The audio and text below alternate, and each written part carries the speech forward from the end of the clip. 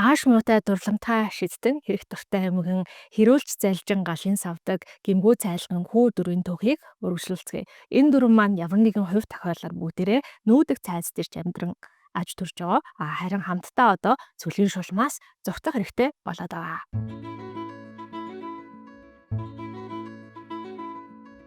Өмнөх хэсгийн төгсгөл бүгдээрээ Хаул, Софи, Майкл нартай хамт хачин жигтэй нэгэн ус руу аялаж тэнд цөлийн шулмын илгээсэн шившлэг Хаулыг хэрхэн олж ирэхийг хамтдаа харсан. Цөлийн шулмын шившлэг биелэхэд Хаул ямар нэгэн гайтай муу зүйл тохиолдсон гэдг нь тодорхой болсон байгаа. Хаул, Майкл, Софи гурав эргээд цайзтай ирэхэд Калсиферч бас өөрсдийг нь цөлийн шулман болсныг мэдчихсэн. Нэгэнтээ Хаулд цөлийн шулмын хараал ирчихсэн. Одоо тэр хараал нь бэлхэл үлдсэн байгаа учраас Софигийн хувьд Хаулын нэрийг хаан дээр аваачиж харлуулна гэдэг нь нэг тийм хэрэггүй зүйл юм шиг санагдаад байдаг. Хэрвээ та бүхэн санаж ивэл өмнөх хэсэг дээр Хаулыг хаан өөрийнхөө дүү хунтайж Жастиныг олж ирэх ажилд дайчлаад цөл рүү явахыг нь хүсэж байсан. Харин Хаул болохоор энэ ажлаас мултрахын тулд Софиг өөрийнхөө хөгшин ээжийн дүр тоглуулад хаан дээр очиод өөрийнх нь нэрийг нь харлуулад ирээ. Буюу одоо муугаар яриад муугаар ойлгуулад тэр ажлаас чөлөөлөөд ирэхийг хүсдэг. Тэгээд энэ тухайга одоо нэгэн тийм зүйл болсон юм чинь би хааны ордон руу явах шаардлагагүй юм шүү гэж Софи хэлсэн чинь Хаул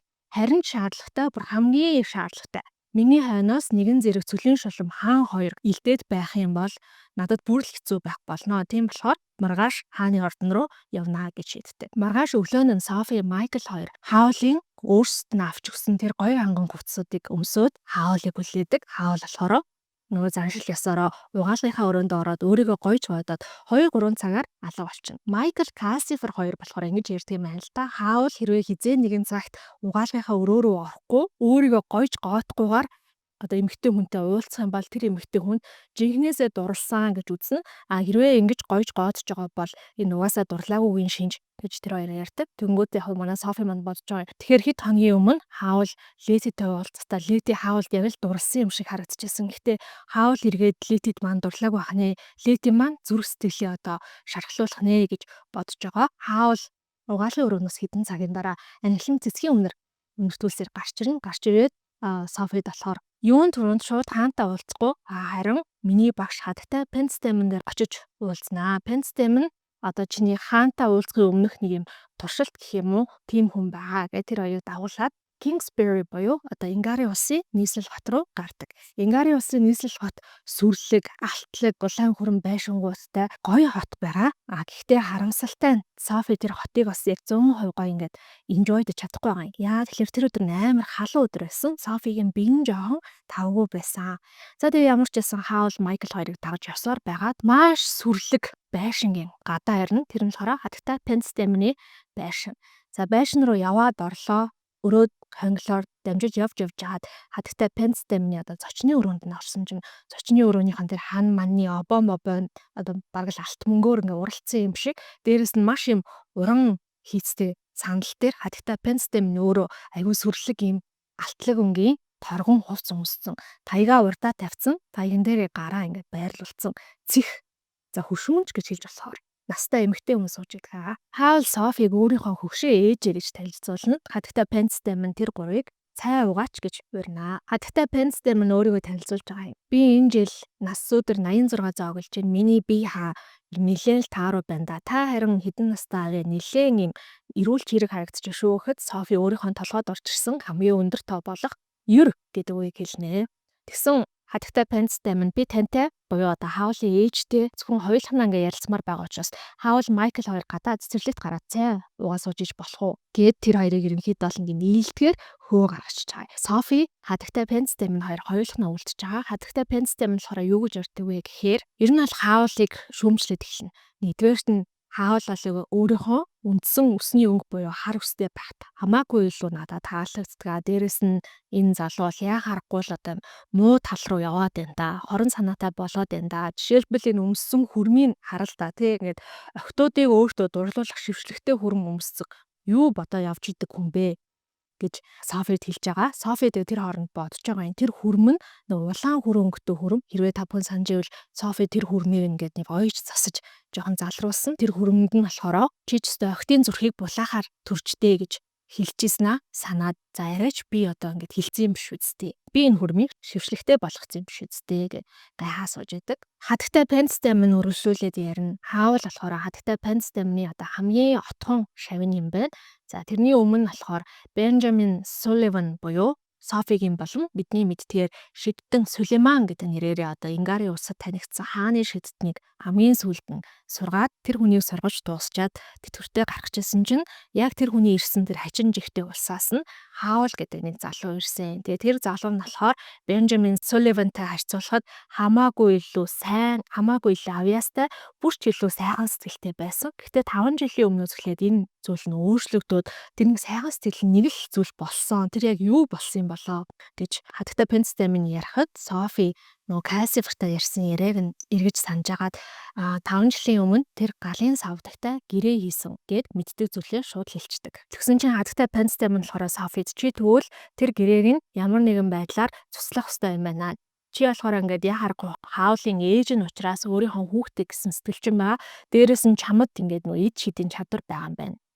Софи мэдээж гайхна. Ямар эд шидийн чадвар гэд тэгтэл хатагтай пенстэм нэрдэг. Тэр хүн чинь өөр асар мундаг эд шидийн багш учраас эд шидтэй хүмүүсийг хараад шууд ингээд таньж байгаа штэ тий. Тэнгүүтээ Софид хэлдэг. Чи болохоор ингээд юмыг үгээрээ амьлуулах тийм эд шидтэй юм байна. Жишээлбэл наад тулаа явж байгаа таягаа чи ингээд үгээр шившлэг хийсээр байгаад наад таяг чинь эд шидтэй болцсон. Бараг л нөө ширэт саваа гэдэг байдаг штэ. Хари Поттер дээр гардаг тий. Яг тийм саваа шиг эд шидтэй болцсон байна гэж хэлдэг. Софи энийг сонсоод мэдээж сандраад яг хариу хэлж чадахгүй тэгтэл хатагтай пенстэм нь нүдэ найд үргэлжлүүлээ ярьж байгаа.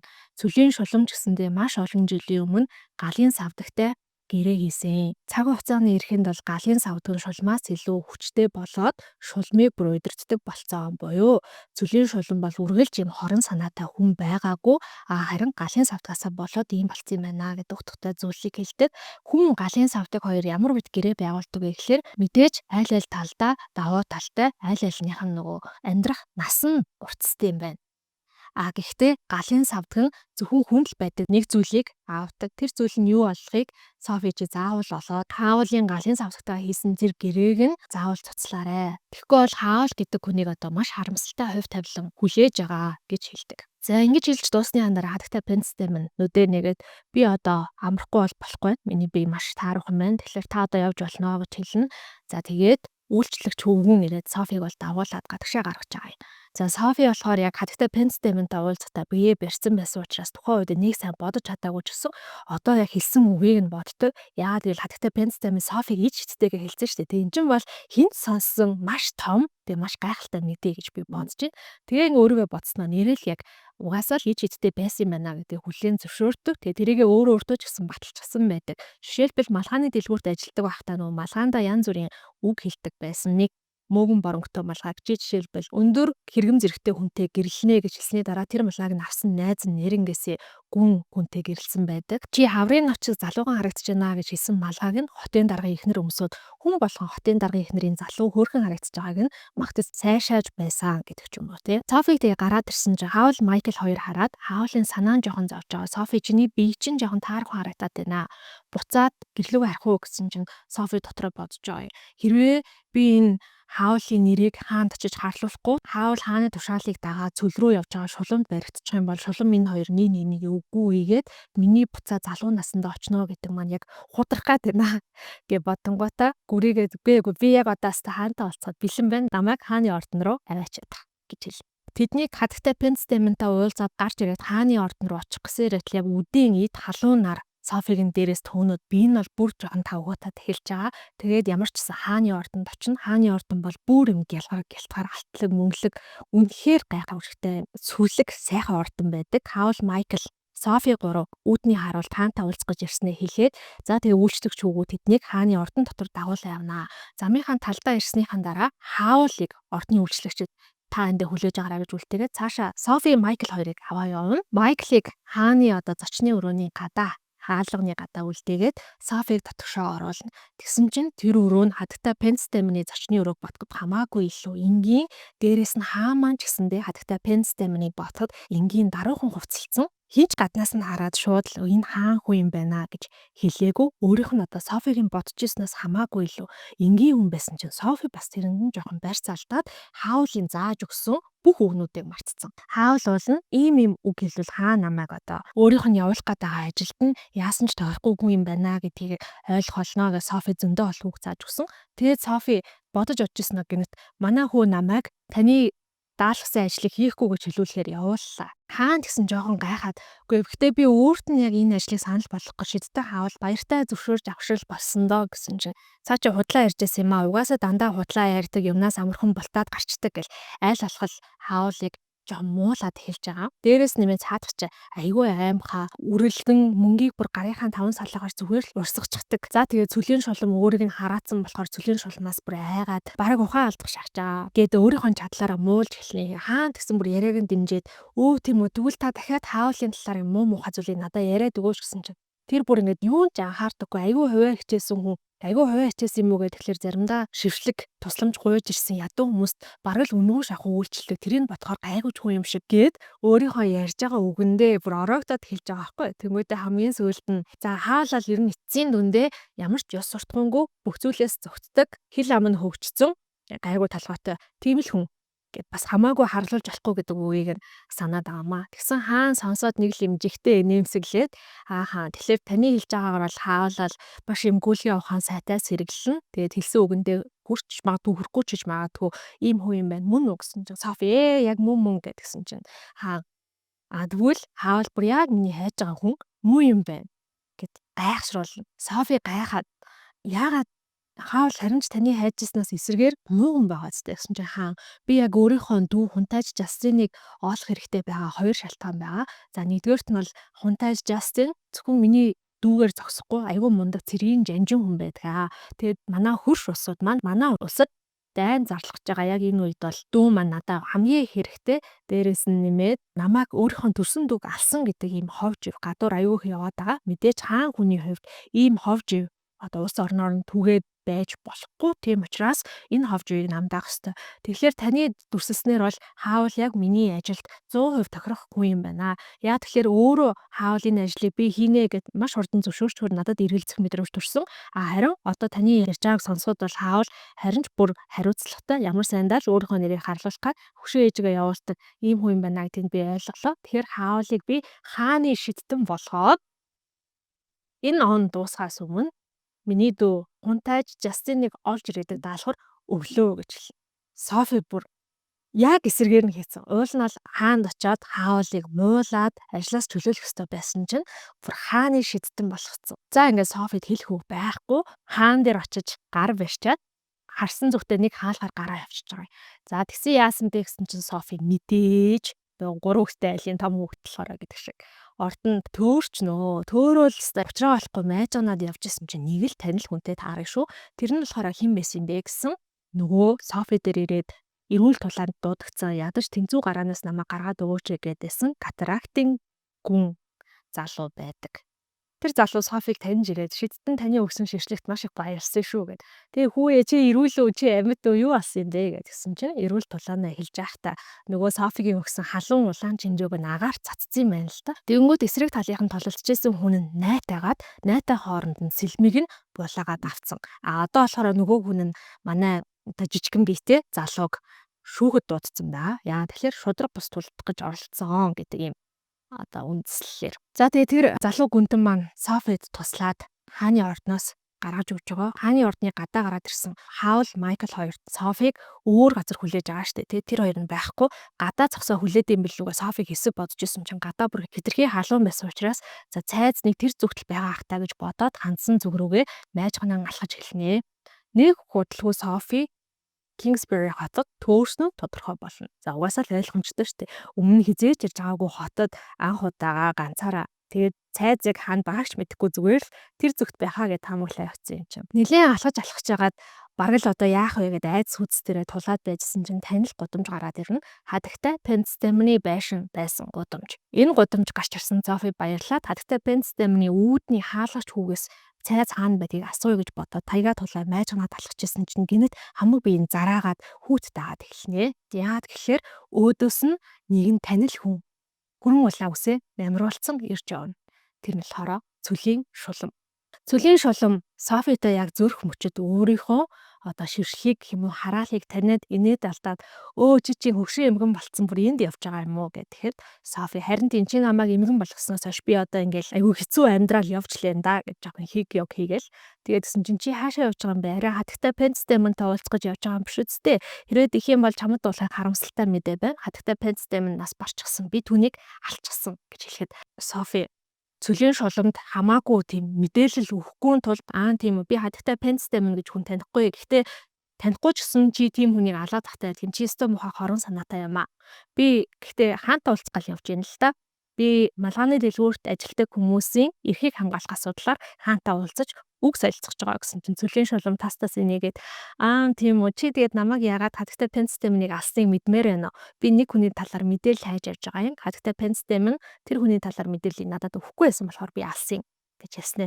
Үгүй тэгээд хаан чамайг хүлээж авах юм уу да гэдгсэн чинь Софи хүлээж авалгүй яа тийм гэдгсэн чинь цөлийн шулам чи тэгвэл буруу зүгтээ явж юм да. Би чамайг хааны ордон руу хүргээд үгээд за тэгээд Софиг дагуулад хааны ордон руу зөвлөнэ. Хааны ордон руу явах замдаа Софи цөлийн шулмыг харж байгаа юм. Тэгээд аюу шудраг бус санагдаж байгаа. Софигийн одоо ойлгосноор бол цөлийн шулам ч ингээд маш урт олон зуун жил ингээд насалсан. Энгийн хүний насыг бол хангалттай насалсан байгаа байхгүй. Тэгсэн хэрнээ ийм гой залуу үзэсгэлэнтэй харагдаж байна. Гэтэл өөрөө дөнгөж 18 тань байж 90 настай хөгшин шиг харагдаж байна. Өстой шудраг бус байна даа гэж боддог. Замдаа цөлийн шулам Софигоос асуунаа. Чи Wales гэдэг газар сонсч ирсэн үү гэд. Тэгсэн Софи үгүй би тийм газар сонсоогүй гэдгсэн чинь шидтэн хаавал тэр газраас ирсэн.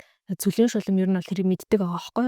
Тэгсэн Софи тийм үү. Би хаавалч гэж мэдэхгүй. Тэр чи амар хорон санаатай л гэж сонссон гэл. Хаавалтай ямар ч холбоотой гэдгээ мэддэгдүүлэхгүй байхыг хүсэж байгаа. Яа тэр шулам угаасаа хаавал хайж байгаа тэрийг мэдж байгаа учраас. За ингэж явсаар хааны ордны доор нь одоо хааны ордны гадаа харж байгаа дээшээ өгсөн асар олон шаттай тэр шатны доор цөлийн шулам зогсцсон. За чи тэгээд хаантай уулзаж чадах юм бол намайг хааны өвөө цөл рүү цөлсөн болохоор би одоо хүртэл үс санаж явдаг гэдгийг маань дамжуулаарай гэж хэлээд гэхдээ явахгүй.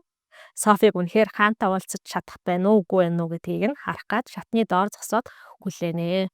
Софи өөхөлж айхлаа шатаар дээшээ гараад хааны ордны хаалгач дээр би хаанд хэлчихсэн нэг зүйлээ мартсан байна гэж хэлсэн чинь саяхан орсныг нь хаалгач санаж ирсэн учраас Софиг дотгошоо оруулна. Тэгээд нэг л мэдхэд хааны өмнө дахиад хүрээд ирсэн байна. Тэгээд одоо энэ удаад юу гэж хэлэх вэ гэж жоохон бодож бодчихсон. Манай хүү ингэж хэллээ. Таны охинтой гэрлэлийг зөвшөөрөх юм бол манай хүү таны дүү хунтайж Жастиныг хайж олъё гэж байна гэсэн чинь хаан жоохон гайхширснаа. За миний охиныг аваад ир гэд тэгдэг. Тэгээд охиныг нь авчирна. Охиныг нь болохоор Valeria гэдэг. Valeria гэсэн чинь яг үндэ дөнгөж мөлхөж байгаа ялах хөхөд байдаг. Kingsbury хотод нүүдэг цайзын хаалга гардаг байшингийн урд 4 морьтой сүүх тэрэг 10 гаруй хамгаалагч зэрэг зөндөө олон хүмүүс сүр дулаантайгаар ирнэ. Юу болж байгаа юм бэ гэхээр Софи энэ сүүх тэргээр ирж явж байгаа юм байна. Valeria гүнж Софигийн өвөр дээр нь гаа суучихсан. Софигоос салахгүй байсан учраас хаан Софиг гертэн буцаахын тулд ингэж сүүх тэрийг захиалж өөрийнхөө зэрэгээр харуул хамгаалалтайгаар хөрвүүлжээ. Бяцхан Valeria гүнж Софигийн өвөр дээр яаж эрхэлж хамаг дайрсан зийг нь шүсээрээ болж байгааг хараад Софи бодож байгаа юм. Нэрэл Мартагийн 10 хүүхэд төгсгөн аргагүй ч юм уу да гэж бодоод Valeria гүнжийн амь насанд цөлийн шулам занал хийсэн гэдгийг санангуудаа би чамд ямар ч муу зүйл хийхийг зөвшөөрөхгүй би чамайг хамгаална гэж Valeria гүнжэд хэлдэг. За ингээд цайзын гаднаас Michael Sophie-г тосон аав нь хаавал хатагтай пенцтэй мөнийг нас барсан гэдгийг мэдсэн. Тэгээ энэ тал дээр сэтгэл нь түн таагүй байгаа гэж хэлдэг. Sophie Michael хоёр ороод мэдээж хааны гүнж олон бос хүмүүст нь буцаа явчихж байгаа. Тэгээд юу болсон бэ? Чи яг хааныг яаж орхисон бэ? Чи хаанд юу хийсэн болохоор хаан чамайг бүр ингэж амар хөөдөг байна гэж хаавал асуухад Sophie болсон явдлыг ярина. Хаавал өөрийг нь хааны шидтэн болгосныг сонсоод учир зүггүй инээд ална. Гэхдээ Софи руу нэг хайхтар уурахгүй. Харин хатагтай пенцтэй миний оршуулганд яаж цөлийн шуланд мэдэгдлгүйгээр явах вэ гэдэг арга замыг олох гэж хичээнэ. Яа тэгэхээр хатагтай пенцтэй минь хаавлын багш гэдгийг цөлийн шулан мэдж байгаа. Тэгээд ямар нэгэн байдлаар оршуулганд нь явна гэдгийг ч гэсэндээ таамаглаж байгаа гэсэн үг. Майклийн хувьд бол цөлийн шулмаас маш их айж байгаа. Тэгээ бэжсэн хаавал гитар метараач авалгүй хаашаа явж байгаа гэдгийг хэлэхгүй гараа явцсан байдаг. Тэнгүүд нь Michael Sophie хоёр айсандаа болоод арын хашаанаас мод оруулж ирээд хаалгаа тэгнээ тавьчихна. Тэрнээс нэг хагас цагийн дараа хаалгыг нь хүчтэй өшөөлөх балбах чимээ гарна. Софи айгаад бол яг зогсож исэн газраа гацаад орчихно. Харин Майкл болохоор харанхуй өрөөр ороод зогтож идэв. Тэгсэн удалгүй хаалгыг тэгнүүлж тавьсан мод өсөж унаад хаалганы цаанаас хаул ороод ирнэ. Софи энэ ч одоо арай дэмжиж байна. Би ч гэсэн энэ гэрт амьдардаг юм шүү. Хаалыг бол яг харахгүй Ангориан багштай уулзчаад ирчтэй. Тийм болохоор манай Летиг хайж байгаа юм бахтаа гэж бодсон Софи хаулыг үл тооноо. Хаул болохоор Майклтай хамт тэр өглөөжөнгөө зайцыг хамгаалах янз бүрийн шившлэг хийгээд Софиг ч гэсэн үл тоо. Энэ хооронд болохоор Софи нөгөө хаулын мөнгөлөг гүрмийг нь ойж засаж эхэлнэ. Хэрвээ та бүхэн санаж байвал өөртөө юубэг оёхгүй тэр мөнгөлөг хүрмийг нь хайчлаад гурвалжингууд болгоцсон байсан. Яа харахгүй тэр хүрмийг маш хурдан засаад тэр хаулын өмсөж байгаа өөрийнхөө нөгөө шившлэг хийсэн охтын зүрхийг булаадаг татдаг болгоцсон. Тэр хүрмийг надад салгаж авахын тулд мөнгөлөг хүрм дээрээ яарвчлан ажиллаж эхэлнэ. За энэ хооронд бол Хаул Майкл хоёр цайзыг нүүлхий, цайзын одоо гардаг хаалгууд ааш Port Haven, Market Shipping болон Kingsbury гэдэг энэ гурван гарцыг нь өөрчлөе, өөр байрлал руу аваач, тэгж шулмаас зогтъя гэж ярьж эхэлнэ. За энэ бас нэг зүйл болж байгаа. Тэрний юу юм бэ гэхээр хаулын нус нь гоожоод эхэлнэ. Тэгээд хаул агаар дээрээс ингээд цаасан нусны альчуурууд илтэж гараад ирээд нусаа нэгээд байна гэж байгаа байхгүй. Тэр нь болохоор Софиг аягүй сонин нусны альчуур гэхдээ цаасан гэдэг. Бидний хувьд болохоор салфетик штэ тий. Ингари усад салфетик байдаг болохоор энэ нь Софид аягүй сонин санагдаад байгаа юм байна л да. Тэгж нус нулимсандаа хатгалцсан хаул би бол нь Wales тайртай даанч Wales надад хайргүй. Wales явах болгондоо л би ингээ ханиад орчих юм да. Одоо би дээшээ гараад амарлаа гэж хэлээд өөрийнхөө өрөөрөө орно.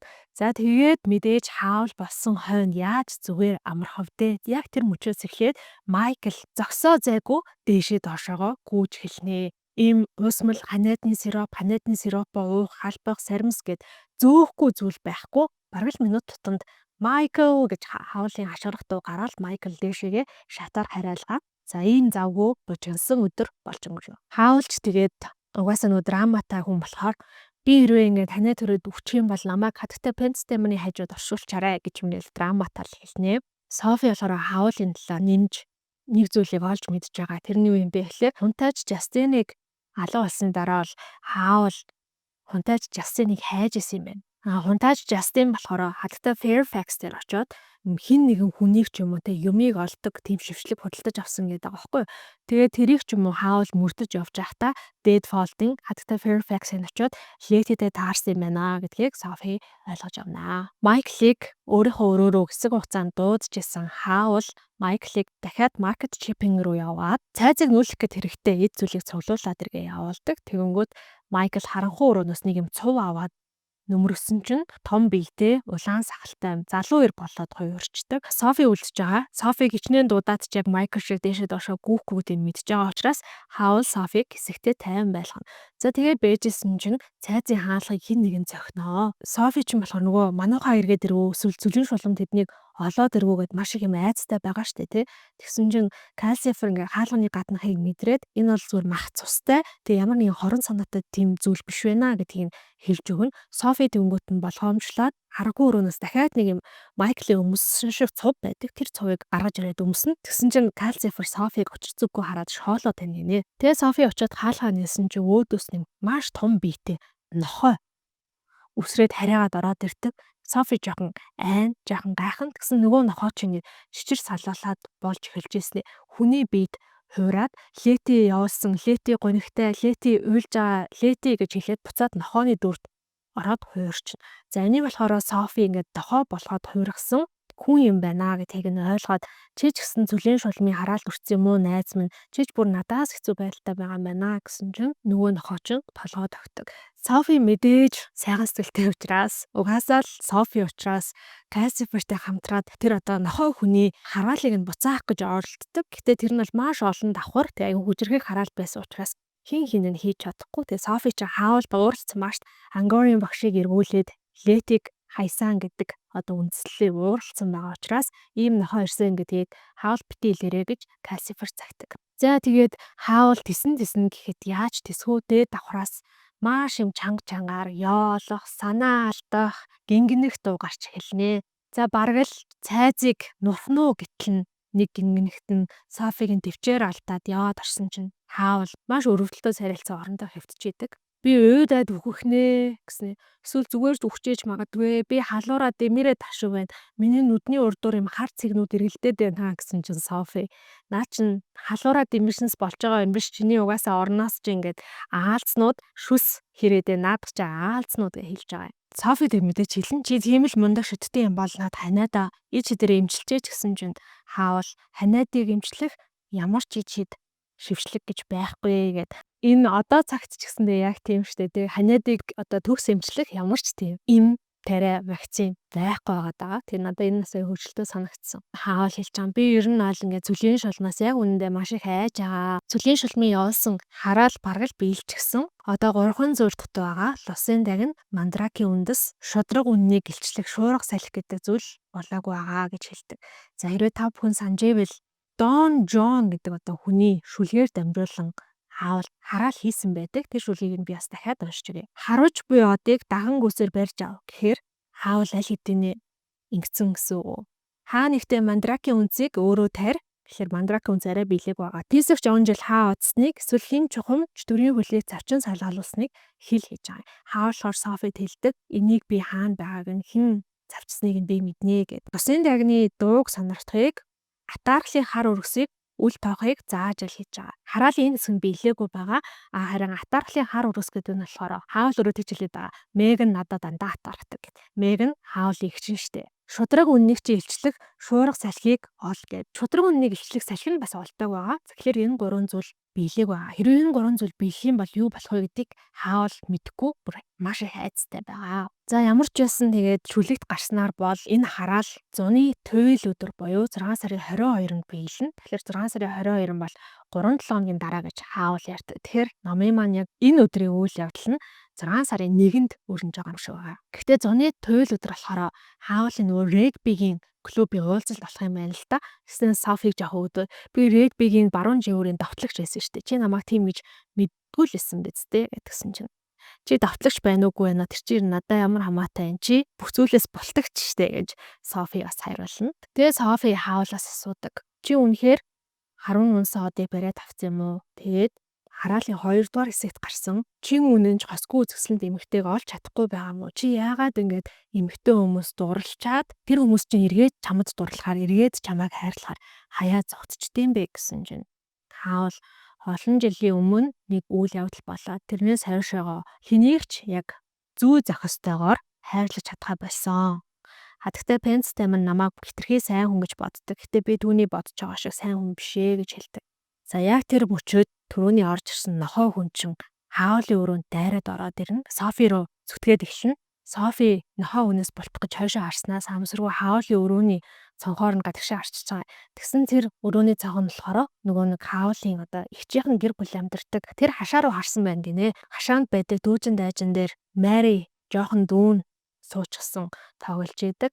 Нийл дүүн болохоор аавтайгаа хоорондоо бөмбөг шидэд тоглож байгаа дүр зураг харагддаг. Тэгсэн чинь хаавал гинт инээд алдаад Софи яасан бэ гэдгсэн чинь би өөрөө өөртөөгөө мөрийг тавьсан юм аа. Чи маш их хэрэг дуртай. Гэхдээ би энэ байшинд чамайг байх хугацаанд ядчил энэ цонхоор гадагшаа харуулахгүй байж чаднаа гэж өөртөөгөө мөрийг тавьсан. Мөрийгөө авчихлаа гэд инээсэн чинь тэр мөчөд Софигийн өрөвдөжсэн, хайрлж исэн сэтгэлэн дуусаад гэд гараа авчихсан. За доод давхарлуу буугаад Софи нөгөө нэг хаавлын хүрмийг нь л ойж хэлж байгаа. Хажууд нь нохой хүн унтж байгаа. Удалгүй Майкл гаднаас баахан туртай хайрцагтай юмнууд бариад ороод ирнэ. Эдгээр нь болохоор цайзыг нүлэх гэд хэрэг болох зүйлс.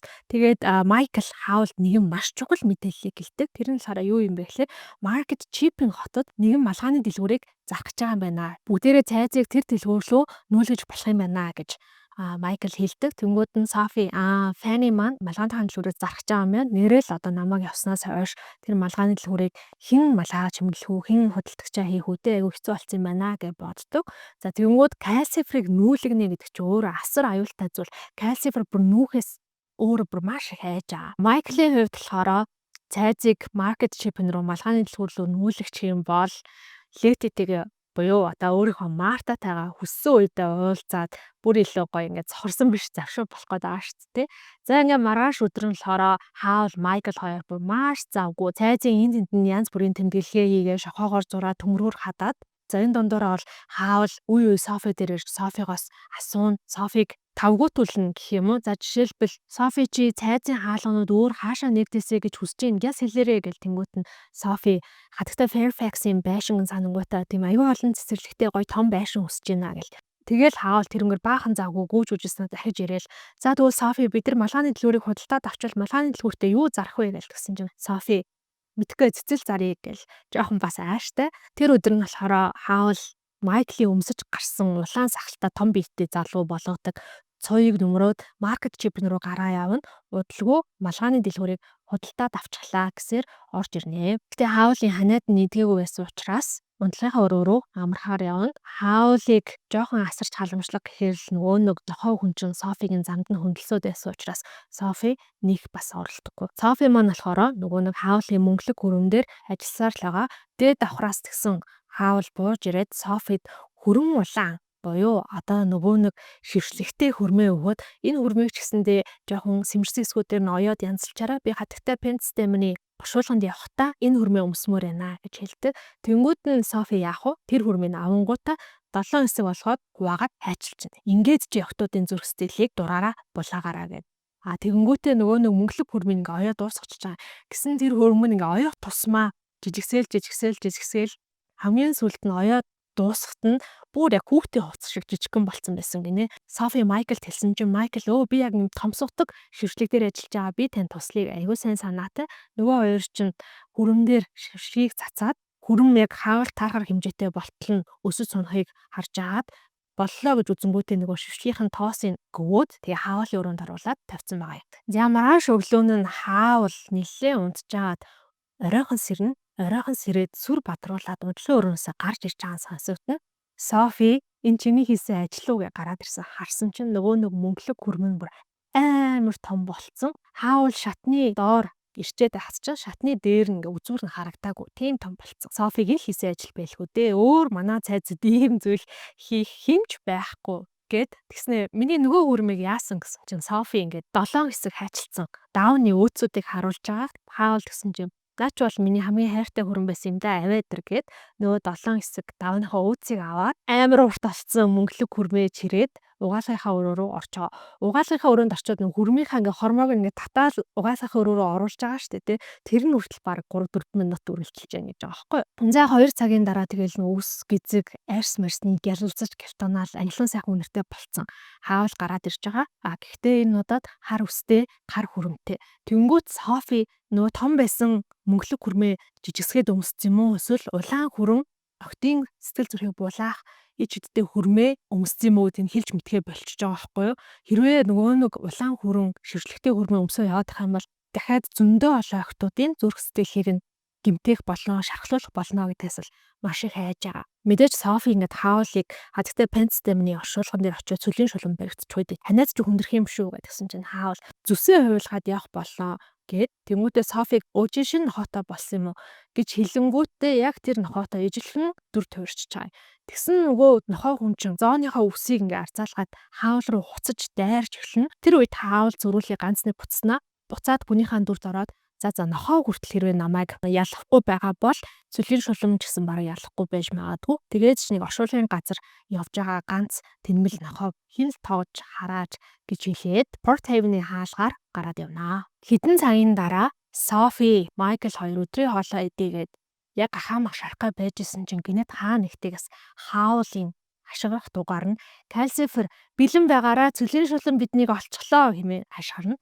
За яг тэр мөчөд бол Калсифер нөгөө өөр дээр нь тавьсан байсан хайрлан тавыг чуу өсөрч унтлан тийм том сүрлэг гал болоод дүрлзээд бүр яндан руугаа орчих шахам архирч хүрхэн хаалганы цаанаас бол маш хүчтэй чаг чимээнүүд гарч байгаа юм. Софи Майкл хоёр гараад харсан чинь Port Haven буюу нөгөө далайн эргийн хот дээр далаан дээр хоёр том үүлэн дээр цөлийн шулуун Хаул хоёр зогсчихсон хоорондоо байлдж идэг. Port Haven хотын хүмүүс ч гэсэндээ бүгдээрээ гудамжиндаа гарч ирээд далайн эрэг дээр очиод тэр хоёрын тулааныг илүү ойрхоноос үсгэж оролдноо.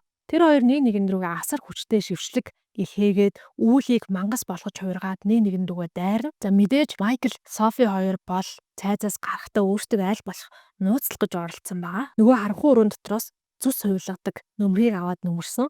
Тэгсэн чинь энэ удаад бол Софид нөгөө улаан хүрэн сахалтай том биетэй залуу болгодог нөмрөг таарсан. Тэгснээр Майклыг харснаа Софи ч гэсэн өөрөө татаад унчих шахан. Яа тэгэхээр Майкл морь болоо хувирсан байдаг. Кассипер яагаад Софиг шоолж инээж ирснийг тэр үед Софи ойлгоно. За ингээ ямар ч байсан нэг залуу хоёр нэг морь болон мохоо хүн тэргүүтэй энэ хүмүүс далайн хэрэг дээр очиод нөгөө хэдийг харж байгаа. Далайн усмас бол маш өндөр давлгаа цунами ингээ үүсэж байгаа. Далайн хэрэг дээр тавьсан байсан тэр олон зарнууд бүгдээрээ бөөрөөр харшилтаад нэлийн дуу чимээтэй мэдээж шулам хаавал хоёрын шүвчлгүүд бол ингээл бүгд яг аянга цахилгаан зэгч байгаа юм шиг тийм чам дуу чимээтэй явж исэн. За тэгсэн тэр дундаас Софигийн урд өмнө сонсож байгаагүй сонирхолтой өргөс дуу чимээ гардаг.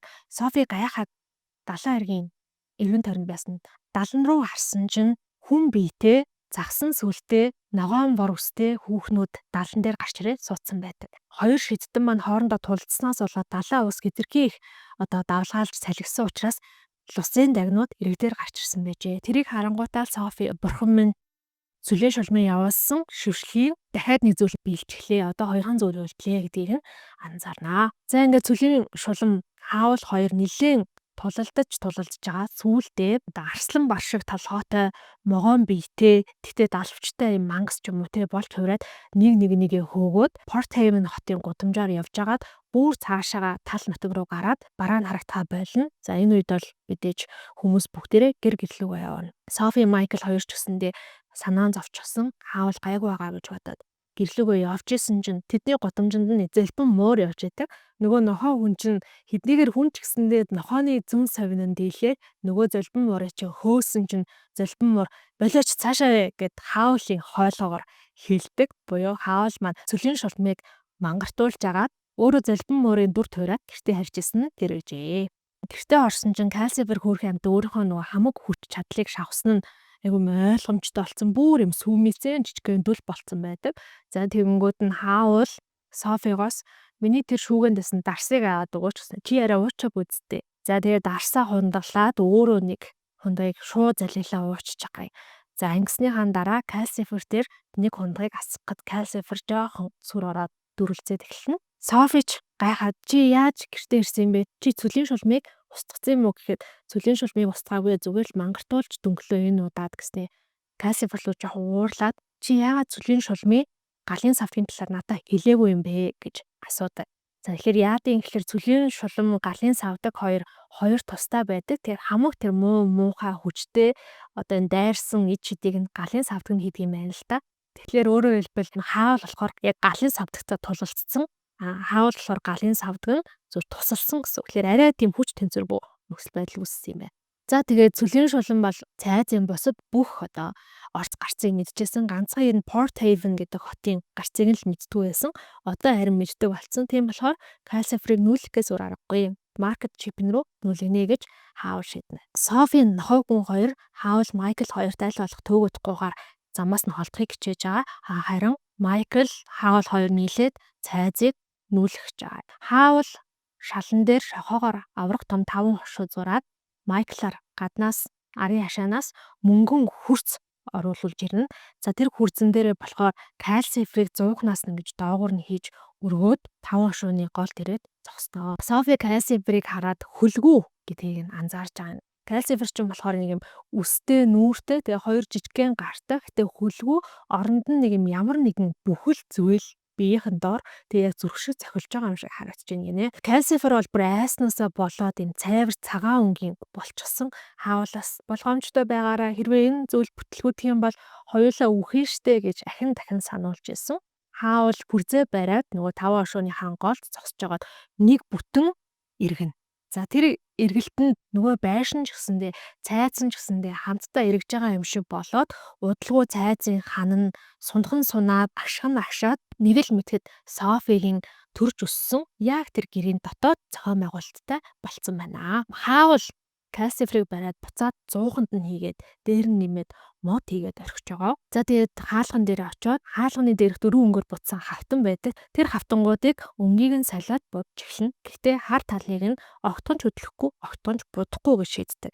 За энэ нь бол мэдээж Angkor-ын багшийг үргэлжлүүлэн эргүүлэх шаардлагатай учраас ингэж байгаа гэдгийг бол Софи сайн ойлгож байгаа. Хаул Лаазда будаг барьж яснаа багсаа дүрээ гаргаж ирээд маркет чипэн рүү гарах хаалгыг шар өнгөөр буддаг. Дахиад тэр будагтай хойно руугаа багсаа гаргаж ирээд хаа нэг тийшээ гарах хаалгыг улбар шар өнгөөр будчихж байгаа юм. Хамгийн сүүлийн удаа багсаа дүрээ гаргаад ирэхэд нь багс нь нийл ягаан өнгөтэй болцсон байна. Тэр хаалгыг хальт нээгээд хаасан чинь бүр маш олон агилан цэцгийн үнэр өнөртчихэдэг. Софи очиод би наа хаалгаар чинь харъя л да юу байгаа юм бэ гэсэн чинь хараа болоог байна чи жоохон гүлээч хэрэгт дурлагчаа гэж Хаул Софид хэллээ. За ингэснийхаа дараа Хаул би маш их ядарч байна гэд орондоо орж амрахаар явцдаг. За нохой хүн бол Софигийн хөлд орон цагирлаад унтж байгаа. Майкл ч гэсэндээ аршин ширээнийхээ ард унтах боловч үе дав хийгээд цочиж сэрээд байдаг. Тэгээд яг энэ цүлийн захад ирсэн учраас би юусоо амар тайван унтж чадахгүй нэ гэж хэлдэг. Өөрөөр хэлбэл цайзын маань яг нүүдэг хэсэг нь нүүдэг цайз нь цүлийн шулмын амьдардаг тэр цүлийн яг захад нь ирсэн байрлаж байгаа юм байна л да. Тэгээд Софигийн хувьд бол бүр маш тийм өвөрмөц онцгой санагдана. Яг ингээд хүүхэд байхдаа амьдарч исэн гэр дотроо байгаад байдаг. Саяхны хүртэл амьдарч исэн гэр гэсэн үг шүү дээ. Тэгснээ тэр нь цайз болчихсон. Шал өөр гэр бүлтэй амьдраад байдаг нь аюу сонин. Тэгээ Софид бас өөр нэг зүйл аюу сонирхолтой санагдаад байдаг. Тэр нь болохоор calcium-ийн хэлбэр дүрсэн. Софи calcium дээр очиод calcium чи өмнө нь харавсан од байсан юм уу гэсэн чинь calcium тийм ээ би харавсан од байсан 5 жилийн өмнө Port Haven-ийн намагт талд би ингээд харваад унсан. Тэгээ харавсан од бол өгөх ёстой байдаг. Гэтэл тэр үед Хаул намайг 7 бээрийн гутлаа өмсөж жагаад хөөгөөд намайг байрч авсан. Тэгээд намайг өгөх тавилантай гэдгийг мэдэнгүүтээ маш их өвдөөд надтай гэрээ байгуулахыг санал болгосон гэж хэлдэг. За одоо яагаад энийг ярьж болж байгаа юм бэ гэхээр яг өөрөө хүнд энэ мэдээллийг өгч болохгүй юм байна л да. Би ингэсэн тэгсэн гэд. Гэхдээ тэрийг хүн мэдээд асуух юм бол надад ийм зүйл тохиолдсон гэд хэлж өгч болно гэсэн үг юм байна. Маргааш өглөө нь унтаас ирсэн чинь Хаул гэртээ байхгүй. Хаалганы дээр байдаг хавтангуудын хар тал нь доошоо харчихсан байдаг. Тэгэхээр өөрөөр хэлбэл Софигийн харж байгаагаар л Хаул Angkor-ын багштай уулзахаар явсан гэсэн үг. Тэгээ Софигийн уур бухимдал нь яагаад ч юм мэдэхгүй төрөөд. Гэтэ яг номын маань төгсгөлд яагаад уурлаад байсан нь ойлгомжтой болох гэж бодож байна. Яадаг вэ гэхээр нөгөө шалан дээр шохоогоор зурцсан байгаа 5 хушууг угааж хэлдэг. За ингээд угаагаа цэвэрлээ дууссан дараа харснаа арай тайвшраад эхэлнэ. За тэгээд номноос бас нэг авч болох сургамж гэх юм уу нэг сонирхолтой зүйл бол цэвэрлэгээ гэдэг чинь өөрөө яг нэг юм ид шид шиг юм биш үү гэдэг юм ойлголтыг манай зохиолч маань дахин гаргаж ирж тавьсан байгаа. Ууралсан үедээ цэвэрлэгээ хийх нь тэр уур бухимдлаа айгу бүтээлч байдлаар үр бүтээмжтэй байдлаар гадагшлуулж байна гэсэн үг гэдэг энэ санааг өгөхийг зарсан юм болоо гэж би бас ойлгосон. Шалаа угааж дуусчаад Софи болохоор хаалганы дээр гавтанг өөр дээр нь харуулад цайз хаашаа гарч байгаа мэдхийг хүсэж байгаа. Яг л Софи одоо хүртэл мдээгүй байгаа. Гэвч хар тал нь ерөөсө хөдлөхгүй. Тэгээд Софи бүр бухимдал энэ Хаул намайг энэ цайзд хорилоо гэх ухааны зүйл бодоо байжсэн. Хаул ороод ирнэ. За тэгэнгүүтээ өчигдөр Лусын дагнуудыг харсан учраас цүлийн шулмын бас нэгэн одоо хараалын хэсэг нь биелцэн. Гэхдээ энэ хараал хизээж биелэхгүй гэдэгт би итгэлтэй байна. Яагаад гэвэл би чинь маш гайхамшигтай шудраг бус зантай хүн. Тэгэхээр шудраг үннийг маань илчлэх салхи гэдэг зүйл энэ хороо дэлхий дээр тохиолдохгүй гэд итгэлтэй байдаг. Софи Хаулаас Angkor-ын багшийн талаар асуун та хоёрын харилцаа хэр явж байна гэдгсэн чинь Хаул Ирүүс ойлгохтой явахгүй байгаа тэр эмэгтэй бүр яг буцлагсан чулуу шиг тийм амар хатуу сэтгэл зүрэхтэй юм байлээ гэж хариулдаг. Өглөөний цайгаа уусныхаа дараа Хаул Майкл хоёр нийлж агаад харанхуй өрөөг цэвэрлээд харанхуй өрөөний цаад хааныг нефт цоолно. Ингэж цоосноор цайзын тэр өрөө болон маркет чипингтэйгээ малгайны дэлгүүр хоёр шууд им холбогддог коридортой болж байгаа юм байна. Малгайны дэлгүүртэй болохоор Jenkins-ийн шинэхэн цэцгүүд гэдэг нэртэй нэр өгчвсөн. Ингээд нэлээд удаан хүлээл гисний эцэст Хаул эцэст нь нэг юм Софиг дагуулад хаалгууд хаашаа нэгддгийг харуулахаар шийднэ. За хаалгыг болохоор шар улбар шар нийл ягаан өнгөөр утсан, шар тал нь болохоор маркет чипинг хот руу гарах юм байна. Нийл ягаан өнгийн болохоор Хаул эргүүлээд Софиг дагуулад гарсан чинь янз бүрийн төрөл зүйлийн өнгийн цэцэс салгалсан тийм том хөндий рүү гарч явдаг. За энэ болохоор ямар учиртай юм бэ гэхээр хааны шидтэн Сулейман жилийн өмнө цөлийн шуламтай үзэлцгэж явж байгаад цөлийн захад ирсэн юм байна л да. Энэ болохоор цөлийн зах хэсэг юм байна. Тэгээ энэ хэсэгт ийм цэцэгт нугыг эхлүүлсэн. Гэтээ энэ цэцгүүдийг дөнгөж ингэж тарьж эхлүүлжээд өөрөө алга болцсон. Магадгүй цөлийн шуламд баригдсан байхаа. За тэрнээс нь хойш хааны шидтэн Сулейманы ийм цэцэгт хөндий үүсгэсэн гэх юм уу, ургуулж эхэлсэн гэдгийг сонсоод хаавал энэ цэцгүүдийг харах гэж ирж байхдаа цөлийн шуламтай бас таарлаж исэн юм байна л да. Тэгээд Софи хаавлаас сүн чи яахгүй байна уу? Чи тэгвэл яг цөлийн захад буюу цөлийн шулмын гэрийнхэн гадаа нэрсэн байна штэ гэсэн чинь хаавал харин ч эсэргээрээ цөлийн шулмын хизээч таамаглахгүй зүйлийг хийх нь биднэрт илүү даваа талтай байх гэж би бодсон юм хэмээн хариулнаа. За ингээд тэд өглөө болгон цэцэгт хөндийгөөс цоо шинхэн маш өөрмөцт маш гайхалтай үзэсгэлэнтэй ургасан цэцгүүдийг түгээд цэцгийн дэлгүүртээ зардаг болсон. Цэцгийн дэлгүүрийг ажилуулах хоёр нь бол маш амархан байсан. Өглөө болгон Софи, Майкл нохой хүн гурав цайзын хаалганы дээдлийн хавтанг нийл ягаан өнгөөр нь эргүүлж агаад цэцэгт хөндий рүү гараад цэцгээ цуглуулад дэлгүүртээ байрлуулад зардаг. За дэлгүүр нь бол эхний хэдэн хоногт хүмүүс жоохон цааргалаад гэх юм уу цогоор нь шаагаад өнгөрдөг байсан бол сүүл рүү хүмүүс орж ирээд хүмүүсийн дунд ч гэсэндээ маш хурдан нэр алдартай болсон. Эдний цэцгийн дэлгүүрт нь ховор нандан маш гоё ургацсан цэцгүүд зардгаа гэдгийг хүмүүс биддэг болсон. За хаавал бол нөгөө хар хүрмээ өмссөн хിവэрэл байгаа. Би хаттай пенцтемний хоноос гашуудж гин гэж хэлдэг. За тэгмүүд Софи ч нөгөө мөнгөлөг хүрм юм уу, улаан хүрм юм уу гэдгийг мэдэхгүй тэр асуудал бол Софиг бухимдуулсаар байгаа. Хаавал тэгээд хар хувцсан дээр хар хормогч зүгээд хаяад бас цэцгийн дэлгүүртээ ажилланаа. Цэцгийн дэлгүүрт хаавал ажилласан үед болохоор орж ирсэн ямар ч эмэгтэй хүн авах гэжснаасаа бүр 2 дахин их цэцэг авдаг гинэ. Тэгээ сүүлдээ хаавлыг ажиллаж байгаа үед эмэгтэйчүүд орж ирэхэ болсон гэж байгаа байхгүй юу? Яагаад гэвэл ганцхан ширхэг сарнаа авах гэж орж ирснээр 30 ширхэг цагирмаа цэцэг аваа явахаар ч угаасаа хүн болоход хэцүү штэ гэж Софи маань тайлбарлаж байгаа. Гэхдээ цэцгийн дэлгүүр ажиллуулахын нэг сул тал байдаг. Тэр нь болохоор юу юм бэ гэхээр тэр өдөртөө тасалж аваад зарж чадаагүй цэцэгнүүд нь шөндөө өгөхийг харахад Софид бол үнэхээр хэцүү байдаг. Софи тэгээд энэ цэцгүүдийг яаж илүү удаан амьдруулах вэ гэж бодож байгаад цэцэгнүүдтэйгээ ярьж эхэлнэ. За тэгээд цэцэгнүүдтэйгээ ярьснаар цэцгүүдийг илүү удаан амьд байлгах, гоё байлгах тийм арга замуудыг олж нээдэг. Дээрээс нь нэмээд Софи өөрөө цэцэг тарьж үзнэ. Эхний цэцгийн үр суулгаад тэр цэцэгнээсээ хөнгийн сарнаа гаргаж авч чадсан юм байна. Тэрэндээ өөрөө аягүй хурамшаад арын хашаанаас болон цайзад байсан янз бүрийн цэцгийн үр үндсүүдийг суулгаад бүгдэнтэй ярьж эхэлдэг. За тэгээд тэр тарьсан үндснүүдээс нь янз бүрийн мөнгөлөг гой цэцэгнүүд гарахад Софи бол мэдээж маш их баяртай байгаа боловч яг үнэндээ бас ямар нэгэн зүйл сэтгэл зүрхийг нь шаналгаад байгаа, зовоогоод байгаа гэдгийг өөр бол аюулсаа анзаарч байгаа. Энэ асуудал нь яг хаанаас хинээс юунаас үүсэж байгааг юусоо олж мэдэж өөрөө яг ойлгож чадахгүй ямар ч гэсэн хоёр дүүтэйгээ очиж уулзахыг хүсэхгүй байгаа нь асуудлын нэг хэсэг юм шиг. Эсвэл Майкл сүүлийн үед тэрхий аз жаргалтай байгаа нь энэ асуудлын нэг хэсэг юм шиг. Нохой хүн гэдэг нэг юм гонигтай амтан гэрт нэрсэн энэ асуудлын нэг хэсэг юм шиг. Калсифрас болоо сүүлдээ нэг юм таагүй, тухгүй, сэтгэл нь гундуу гутруу мэдрэмж төрөөд байгаа гэж хүртэл бодож амждаг. Гэхдээ яг эцсээ өөрөө өөртөө үннээ хүлээн зөвшөөрнөө. Өөрийнхөө хувь тавилангийн эрэлт гарах гад 1 сарын өмнө энэ гэрээсээ гараа явсан. Гэтэл яг одоо анх эхэлсэн газараа эргээд ирчихсэн.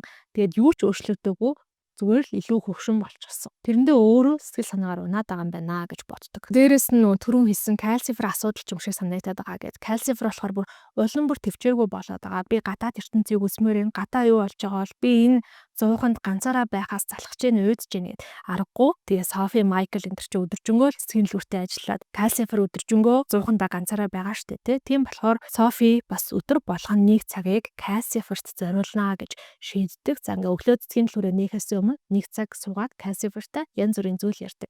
За мэдээж кальцифер бол чи миний гэрээг хизээ цуслах гэж байна гэдэг энэ асуултыг байнга асуудаг.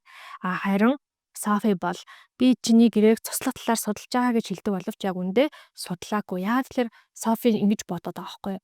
Яг энэ хоёрын гэрээг цуцлчих юм бол энэ хоёр хоёулаа үхнэ гэдэг тийм бодолтой болцсон. За яг хорон санаатай хаавал үхэж болно. Гэтэ кальцифер бол арай л харамсалтай гэд өөрөө яг энэ зүйлийг зориглож хийж бас чадахгүй байгаа даа. Софигийн тарьсан үндэснүүд тарьсан өрнүүдээс янз бүрийн цэцэг гараад гэтэл нэг цэцэг нь тэр дундаас бүтээсөөр жоохон царай муутай гэдэг одоо хэлчих юм уу байгаад байна гинэ. Хаавал нэг өдөр тэр цэцгийнх нь хажуугаар нь явж өстө энэ ямар сонин цэцэг вэ гэд тэгээд барьж байгаа зурхаагаа гараад ирсэн чинь юу бах вэ? Мандракийн үндэс. Мандрак гэд Harry Potter-ыг үзчихсэн бол бас та бүхэн санаж байгаа бах. Яг нэг юм хүүхэд шиг уйлдаг, орилдог, чарладаг тийм одоо ургамал байгаад байдаг шнэ тий. Энэ ном дээр маань ч гэсэндээ яг юм үрчигдсэн царай муутай хүүхэд шиг гэж дүрсэж байгаа. Шулмын хараал дахин нэг алхам ойрцсон. Одоо бол нөгөө шудраг үннийг илчлэх салхи гэдэг зүйлэл дутуу байгаа. Тэнгүүд таавалч би хизээч шудраг байхгүй юм чин хараал бол биелэхгүй гэдэгт итгэлтэй байгаа. Гэхдээ Софигийн хувьд бол жоохон уур уцаар нь хүрсэн. Угаасаа л юм илб шившлэгтэй хүрэн өмсөд Angorian багшийн хойноос гүгээд тэр эмэгтэй зүрх сэтгэлээр тоглож байгаа. Манай Левтигийн зүрх сэтгэлээр тоглолцсон юм чин. Шулмын шившлэг биелж байгаа нэр нь баг болж тэ хохино гэдэг ийм үзэл бодолтой байгаа. Софи цэцгийн төлхөртэй байсан юм гадаа нэг тог гэд дуу чимээ гараад байдаг. Гайхаад цанхаараа харсан чинь Марк Чиппингийн хүмүүс ч гэсэндээ айцсан. Яа тэгэхээр нөгөө аимшигт мануугачин үсэрсээр байгаа цэцгийн төлхөрийн гадаа ирсэн байдаг. Софи тэнгуут нь аман дотроо буфтаад бидний байхгүй чи бидрийг хараагүй чи цаашаагаа яв чи цаашаагаа холдоод бүр хол яв гэд ингэж буфтнаад исэн чинь ич эдийн хүчээр нөгөө мануухан маань бүр хол үсрээ явцдаг. За тэгээ Софигийн сэтгэл зүрх нь арай гайгүй тайвширтаа. Тэр өдрөө Софи цэцгийн төлхөртэй ганцаараа ажиллаж байгаа хар халуун ч одоо 6 сарын эд дунд үе штэ тий. Хаавал хаашаа ч мэдэхгүй Angorian багшиг эргүүлтгээ гараа авцсан. Дээрээс нь нэмээд Майкл өөрийнхөө Мартатай уулзгаа гараа авцсан. Тэгээд Софи би яг 3 хүүхдийн том нь болохоор л гэрээсээ явсан ч гэсэндээ хоёр тавлангаа бүтээж чадаагүй гарсан газар ирээ сууж байгаа гэж бодоо бэжсэн чинь цайзаас нөгөө нохоо хүн ч орж ирнэ.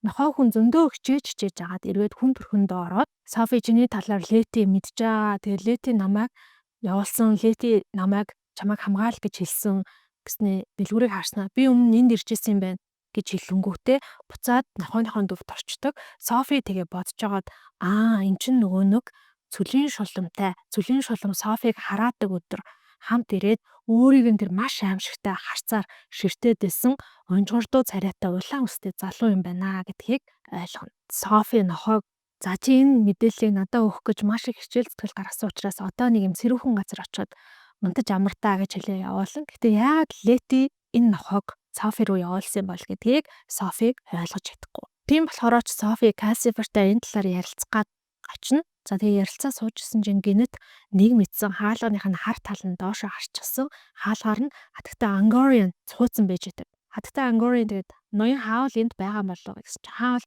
завгүй байна гэд. Дээрээс Софи Angorian багш бүр өөрөө ирэхгүй маш их юм уурлаад бухимдаад байгаа байхгүй. Angorian багш гэснээр та дургуцгүй бол би орж иж болохгүй гэд 90 тарна харснаа.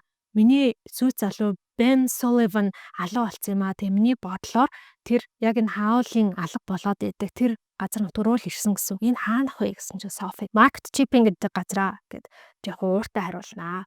Angorian багш Софигоос гуйна. Би ороод энэ хайр яваад үзэж болох уу? Миний алга болсон сүйт залуу яг ямар шуухан газар нутагт амьдарч байгаа гэдгийг би мэдмээр байна гэхэд Софи Ben Sullivan гэдэг нь шидсэн Сулейманы нэр хатагтай Пенцтэм нь яг энэ нэрээр нь яриад байсан гэдгийг сандаг. Гэсэн ч гэсэн Софи Angorian багшийн урд нь хүндэлсэж зогсоод Angorian багшийг оруулахгүй. Тэгсэн тэр мөчөд Angorian багш болон тавьсан байсан хаавлын гитарыг нь харчаад энэ яг Бэний гитар мөн байна гэд гүйжчихэд нөгөө гитарыг чинь эхэндээ тэрчж байгаа. Би энэ гитар тоглолттой байсан. Энэ яг тэрний гитар мөн байна гэдэгт би итгэлтэй байна гэсэн чинь Софи гитарыг Angorian багшаас булааж аваад ер нь бол Angorian багшийг хөөгөөд буцаа гаргачнаа.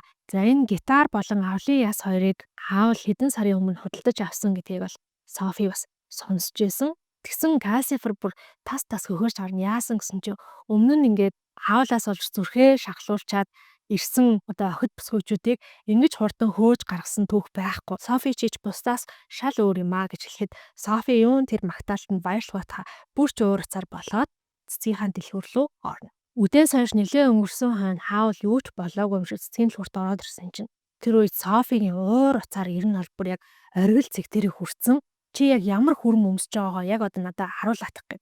Тэр тийм чухал юм уу гэсэн чинь миний хувьд чухал байна гэсэн чинь хаавал ид шидтэй хэрэглээд хүрмнээс нөгөө хар өнгийн уусгаад гаргаад авчдаг. Тэгсэн тэр нь болохоор мөнгөлөг өнгөтэй хүрэн буюу нөгөө охид бүсгүүчүүдийн зүрхийг булаах шившлэггүй хүрмэн байдаг. Тэгсэн энэ үйл явдал Софиг бүр чихээр уурлуулна. Яхаараа энэ тэр шившлэгтэй хүрмэн биш байдیں۔ Шившлэгтэй хүрмэн биш юм бол яагаад Летиг хадагтай Ангорианыг дурлуулж байгаа ингээд уурлна. Хаавал янз бүрийн шившлэгээс биш яг өөрөө ийм сэтгэл булаам, дур булаам хүн гэдгийг одоо хүлээн зөвшөөрөхөд Софит айгу хэцүү байгаа гэсэн үг л дээ. Тэгээ бичсэн чинь Софигийн хажуугаар нөгөө нохой хүн дахиад ороод ирнэ. За нохой хүн болохоор ингээд нөх хүн болж хуурчаа буцаад нохой болоо хуурахаараа өөр юм үйлдвэрийн нохой болоод байдаг. Хэрвээ санаж ивэл Софи 7 бэрийн гутал өмсөд Майклтай хамт хадагтай Fairfax-д очиход нэг нохойг тэд бүгд хөөж гүгээд байсан. Тэр нохой ч гэсэндээ яг энэ нохой хүн байдаг. Тэгсэн хаалхаар тэрийг анзаараагүй Софиг хоёр нохойтой болчихгийг бодсон байгаа байхгүй. Тэгснээ хоёр нохой тижээгч хэцүүдээ гэсэн чинь Софи ч уурандаа юун тэр нөгөө нохой хүний талаар хаавал хэлэхгүйгэж бодож ирсний шууд мартаад наа чин нохой бишээ наа чи хараад өрцсөн хүн гэсэн чинь хаавал ойроос харснаа нэрээ тийм биш дээ чи яа надад хэлээгүй юм бэ гээд бүр маш их уурлаа. За тэгэнгүүт ууралж байгаа Софид таалагдж байгаа. Яа тэгэхээр Софигийн өөрийнх нь ч гэсэн уур уцаар нь хүрсэн байсан учраас ерөөсө үзэлцэхэд бэлэн байсан гэж байгаа байхгүй юу. Чи өөртөө хитрхийн анхаардаг биш хамрынхаа цаатайг олж үздэг байсан бол наадхыг аль хэдийн анзаараад харах байсан бах та гэсэн чинь хаавал за наад чиний хэлж байгаа чи яг үнэ ингэж жоох уурандаа тэмүүдээ Майклыг хашгираа дуудана. Майклаас чи энийг нохой хүнгээ мэдчихсэн юм уу гэсэн чинь Майкл үгүй энэ нэрээ хүн гэж үгээд ерөөсөө итгэхгүй. Тэгэнгүүт нөгөө нохой чинь Майклтай хамт нийлээд чирээд Кассифер дээр очиод Кассифер чи энийг илбдүүлсэн, хараал хүрсэн хүн гэдгийг мэдчихсэн юм уу гэсэн чинь Кассифер мэдчихсэн гэтээ чи надаас асуугаагүй штэ гэсэн чинь хаавал бүр маш их хурдлан би заавал чамаас асуух ёстой юм уу? Цүлийн шулам галын савдагтайгаа яаж харьцдаг вүлээ? Тэрнтэй харьцуулахад би чамд ямар сайн ханддаг вүлээ? Оронд нь би чамаас ганц л зүйлийг гуйдаг. Надад иймэрхүү чухал зүйлийг хилээд өгч байгаа ч ил гэж гуйдаг штэ гэд. За тэмүүтэ Майкл Хаул Кассифер гурав нийлж агаад нөгөө нохой хүний чинь хүн болгож хуургана. За тэгсэн нэг юм унжгар доожоогүй царайтай. Тэгээ өөр юм ямар ч одоо personality зан чанарыг шинж байхгүй нэг тийм уйтартай хүн болж хуурж ийн гэж байгаа байхгүй юу. Кассифер ч нөгөө Хаулт заниусандаа бантаад наад хүн чинь хамгийн сүүлд Percival гэдэг нэрээр дууддаг байсан байна гэж хэлж байгаа юм. Хаавал Percival-аас асуун чи өөрийнхөө талаар юм санаж гинөө гэд. Тэгсэн Percival болохоор юу санаж байгаа юм бэ гэхээр цөлийн шуламтай бол бас нэлээд хэсэг хугацааг өнгөрөөсөн. За тэгээ цөлийн шулам болохоор Percival-ийн одоо толгойг нь тасалсан гэж яриад байгаа байхгүй. Тэгсэн чинь Майкл бүр толгойг чинь таслахаар чи өвөхгүй мүү гэсэн чинь хаавал тайлбарлаж өгдөг. Чадвартай шидэднүүд бол янз бүрийн нөгөө хараал шившлэг ашиглаад хүний бие эрхтнийг нь тэр хүнийг алахгүйгээр авдаг, тасалдаг тийм чадвартай байдаг гэд хэлнэ. Тэгсэн Кассифер болохоор тэр Percival-ийг мэдэрч чаад наа чин гэхдээ яг нэг хүн биш байна. Хит хитэн хүний бие эрхтэн юм холилдсон байна гэж хэлдэг. Percival болохоор яг шулам яагаад өөрийнх нь толгойг ингээд тасалж авсан эсвэл өөрийг нь өөр хүний биетэй холсон гэдгийг бол мэдэхгүй. Тэгсэн Майкл нэг юм ухаалаг санаа орж ирж байгаа байхгүй. Хин нэгэн хүн хизээ нэгэн цаг чамаа ингээд Justin гэдэг ч юм уу эсвэл эрхэм дээцээ гэж дууддаг байсан уу гэсэн чинь нөгөөт нь үгүй тэгж дууддаг байгаагүй би санахгүй байна гэсэн чинь Софи тэрийг сонсч ирсэн нөгөө уур нь хүрсэн байгаа ш. Тэгээд Майклийн бас хэлж байгаа санаа нь бүр нэг юм эдүүг нь хөрвүүлсэн бухимдуулмаар санагдаад төрөгчж байгаа байхгүй юу гэд. Тэгсэн чинь хаавал за Майкл минь энэ хүнийг жоохон амраа мэдээж одоо маш их ядарсан байгаа. Дээрээс нь нэмээд наа Софигаа дахиад битгий төргүүлчаараа. Төргсөөр байгаа цайзыг нураахан минь ч Софи бүр уурлаа. Цэцгийн дэлгүүрлүүгээ ороод нэг юм цэцгийнхаа вааранд устаа вааранд хідэн цэцэг хингүүтээ нарцисс цэцэг болж хойр нарцисс цэцэг болж хойр мэдүү хүмүүсээ хог шарилчнуу даа гэд нилээн хашгирнаа. За ингээ хэсэг хугацааны дараа нөгөө цэцгүүдийг харсан чинь нөгөө цэцгүүд нь бүр бүгдээрээ үхчихсэн нөгөө ус нь маш хурц унартай хор болоод хувирсан байдаг. Энийг хараад Софигийн уур бухимдал нь бүр дээд зэгтээ хүрээд за хэдэн ч удаа дээд зэгтээ хүрээд байгаа юм те. Уурлаа. Яагаад уурлаад байгааг нь та дэр нь анзаарсан уу? За ямар ч байсан уур бухимдал нь нэмэгдээд гэд байдаг чадлаараа хашгирсан чинь хаавал юу болсон бэ? Яасан бэ гэд гүгээд ороод ирж байгаа юм. Тэгснээ Софигийн хийсэн хорыг хараад чи нэрээ бүр маш сайн хор хийцэн баг шүү. Энэ хороо ашиглаад цайзын одоо улбар шар тал руу хардаг хаалгаар гараад ийм шилтгэн байгаа. Шилтгэний уртлын цэцэрлэг дүүрэн шарилж байгаа. Тэр шарилчуудыг наа хороороо устгал яах вэ гэж хэлдэг. Тэмүүт нь Софи наа чин сайхан санаа би яг ямар нэгэн зүйл алмаар байсан юм гэд нөгөө хороо аваад гарна. Хаавал хороо хойноос нөгөө Percival-ийг ши хамт гараад Софид жоохон хань болчихоо гэж хэлээд Percival-ийг хамт гаргадаг. За Софи болохоор нөгөө цэцэг усалдаг савндаа хороо хийж агаад шилтгэний урталтайгаа бүх шарилжуудыг өстой сайхан одоо шарлаад хатаж унтлан усалж эхэлнэ. За энэ таварндаа Percival-тэй ярилцдаг. Sophie ч нөгөө шарилжаа устгаад нэстэ санаа нь арай гайгүй болцсон байгаа. Тэгээд Percival-ээс яагаад цүлийн шуламжны толгойг авсан юм бэ гэсэн чинь Percival би сайн мэдэхгүй байна. Гэхдээ цүлийн шулам юм хаулын талаар мэдээлэл олохыг хүсэж байсан. Тэгэхээр би яг одоо юу гэдэм Percival ч юм уу те болохоос өмнө цүлийн шулам намайг ингээд янз бүрийн хүний биетэй холихоос өмнө би хаулын талаар мэддэг байсан баха. Тэгээ цүлийн шулам намайг байцааж исэн. Тэгээ цүлийн шулам одоо тийм хамаагүй мэдээлэл өгөхгүй тул яагаад ч юм надад Letty бодогдоод исэн. Тэгээ намайг Letty-гийн талаар бодоод байна. Letty гэдэг юм охины талаар бодоод байна гэдгийг цүлийн шулам мэдчихэд надаас Letty-гийн талаар асууж эхэлсэн. Тэгээ би болохоор Letty-г Dead Fault-ын тасганд хаттай Fairfax-ын дагаа юм чинь яг үнэндээ Market Shipping гэдэг хотод галгааны дэлгүүр ажилладаг айлын охин гэд тэрийг хэлсэн юм а. Letty-г би Dead Fault-ыг аюулгүй байна гэж бодсон. Тэгсэн чинь цүлийн шулам намайг дагуулад Letty-г элбэхээр очсон чинь чи байсан. Би Letty-г ихчтэй гэж мэдээгүй. Тэгээд ерөнхийдөө бол баг Letty хоёрыг андуураад чамаа ингээд шившлэг хийсэн юм а. Намайг уучлаарай. Би тэгээ масгааны дэлгүүрт шулмыг дагаж очичоод тэндээс гарч явж байгаа шулам намайг нохоо болгоод хувиргасан.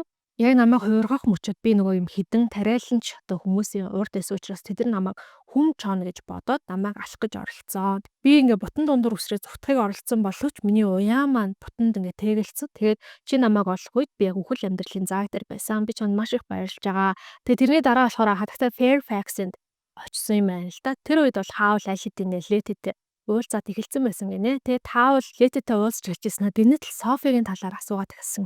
Чи энэ Sophie гэдэг охиныг таних уу гэдгсэн чинь Letty Sophie чи миний эгчтэй гэсэн чинь хаавлахороо тийм үү би яг чамтай маш төстөө царайтай Sophie гэдэг нэг эмэгнийг мэднэ гэж хаавал хэлсэн байгаа юм. За тэгэнгүүт нь Letty юу ч боддог вэхлээр Sophie-д тун муу зүйл болоод Sophie бол хөшин эмгэн болсон юм байна гэдгийг нь Letty аль хэдийн мэдсэн. Дээрээс нь хатагтай Fairfax бас танаа нэг одоо ихч гээд хөшин эмгэн ирсэн гэдгийг нь Letty хэлээд Letty тэгэнгүүт Sophie добор маш их санаа зовоод уйлаад унжаад хэдэн өдөр ингээд маш хэцүү байсан учраас Percival нохоо болцсон байж байгаа арай одоо хүний дүртэй хуураад Letty болохоор би Sophie-г аварч чаднаа, би Sophie-г хамгаалж чаднаа гэж хэлээд тэгээд даашаа ирсэн гэдэг зүйлээ ярьдаг. За тэр мөчөд бол Sophie дахиад уурлал нөгөө нэг хор цасаж явсан хувин саваа шидлээл эхэлнэ. Sophie яг ямар нэгэн зүйл буруу бутган олдохгүй байгаа, нэг л болж өгөхгүй байгаа гэдэг бол өөрөө мэдээд байгаа. Тэгээд хоёр дүүтэйгээ уулзахаас цааргалж байгаа ч юм уу эсвэл хоёр дүүтэйгээ уулзах чадахгүй байна гэдэгт нь тэр бол ямар ч хамаагүй. Тэгснийг энд бодож хэлж байгаа. Хадагтай Penstem нь өөрийг нь ич хиттэй юм байна. Өөрийнхөө таягтай ярьсаар аваад амь оруулсан юм байна гэдгийг нэг хараад л мэдсэн. Тэгэхээр намайг яг жинхэнэ дүр төрхөөр минь хадагтай Penstem нь харж чадсан болов гэ бодоо байжсэн чинь дахиад тог хийх чимээ гарна. Эргээ харсан чинь нөгөө Market Shipping-ээс явуулсан мануугач үсэрсээр байгаад улбар шар талаар хонгоодог шилтгэний гадна ойрт зэрцэн явж идэв. Тэгэнгүүт Sophie эндээс холдороо бидний энд байхгүй чи бидрийг харахгүй байгаа шүү. Чи эндээс 2 дахин 3 дахин 5 дахин 10 дахин хурдаар холт гэж хэлсэн чинь нэрэл нөгөө мануугач нь маш хурдтайгаар тог гэд үсрээд холдож байгааг нь харагданаа. Sophie тэгээд уурлаад би өстө энэ цайзаас явах байсан гэж бодож исэн бол одоо мануухайг хараад явхаас айна. Sophie буцаад цайз руу яваад орсон чинь хаавал Michael хоёр маш хурдтайгаар нэг юм шившлэг ингэ задлж исэн гинэ. Буцаага задлж исэн. Дээрээс нь тэр хоёр айгуу тийм гин буруутай харагдсан гэж байгаа байхгүй. Тэнгүүд Sophie энэ хоёр миний яриаг нууцаар сонсон байна гэдгийг мэдээ. Тэнгүүдээ уурлаад тэр хоёрлоо хашгирна. Та хоёр намайг хин гэдгийг мэдчихсэн юм уу? Хизээнээс эхлээд намайг цүлийн шулмын хараалд өртсөн гэдгийг мэдсэн бэ гэдгсэн чинь хаавал Michael хоёр бүр ингэ айцсан. Тэгээд бит хоёр ер нь бол бүр анханасаа л мэдчихсэн гэд яаж мэдсэн гэдэг чи бит хоёрт хатагтай Fairfax хэлсэн, Calcifer хэлсэн, хатагтай Penstem нь хэлсэн. Тэгээд бүр хит хэдэн удаа хаавал Sophie-гийн тэр хараалыг нь өөрийг нь мэдээгүй багт нь буцаах гэж оролцсон. Тэгээ хатагтай Penstem дээр аваачаад Sophie-гийн хараалыг нь бас буцаалах гэж утсан чи хатагтай Penstem нь юу шиж чадаагүй. Буюу одоо хатагтай Penstem-тэй уулзаж хаатаа уулзахаас өмнө дадлаг хийлгэн гэдэг нь бол зөв шалтгаан байсан байхгүй яг үнэндээ Sophie-г аваачаад хараалыг нь буцаалах гэж оролцсон гэл дахиад хаавал юм сайхан сэтгэл гараад ирж байгаа. Тэгсэн хатагтай Penstem нь юу ч хийж чадаагүй харахад тэр бүгдээрээ нийлээ юу ч дүүсэн бэ гэхээр Sophie ийм байгаадаа дуртай байгаа юм бэ. Араас нь нөгөө Percival чинь Sophie-гийн хортой шарилж устамтай бодисыг нь бариад ороод ирж байгаа штэ. Тэгсэн Софи уурандаа болоод тэр бодисоо Хаул Майкл хоёр руу цацчихж байгаа юм. Тэгсэн нөгөө бодис нь мэдээж Хаул Майкл хоёрыг онохгүй харин бодисын зарим хэсэг нь нөгөө гавлын ясан дээр унсан чинь гавлын ясны гадуур бүрхэгдсэн байсан тэр саарл бор тос тоогоос нь уусаж арилаад гавлын яс цав цагаан өнгөтэй болоод хуурчнаа. За Софи нь яагаад ингэж уурлаад байгаа юм бэ гэхлээр та бүхэн анзаарсан байх гэж бодож байна. Софи маань өөрөө хаавал сэтгэлтэй болчихжээ. Тийм учраас ямар шившлэгтэй хөргөн өмсөд яваад байгаа гэдэг нь айгүй чухал байсан. Өөрөө ирэхгүй нийл асуудалтай ямар нэгэн зүйл болохгүй байна гэдэг нь хаавал дурлцсан, хаавал сэтгэлтэй болсон шинж тэмдэг юм байна л да. Тэнгүүд нөгөөтг нь Angorian гэж шал өөр эмгтэйг эргүүлээд тахаар мэдээж уур бухимдал нь хөрнө. За дээрэс нь нэмээд өөрийгөө эмгэн болцсон, өөрийг нь хинч танихгүй гэж бодоод тэгнээсээ дураараа дөргээд дунд чүмгөрөөж иргээд залуу охин бахта хизээж гарахгүй байсан тэр үйлдэлүүдээ дураараа гаргацсан.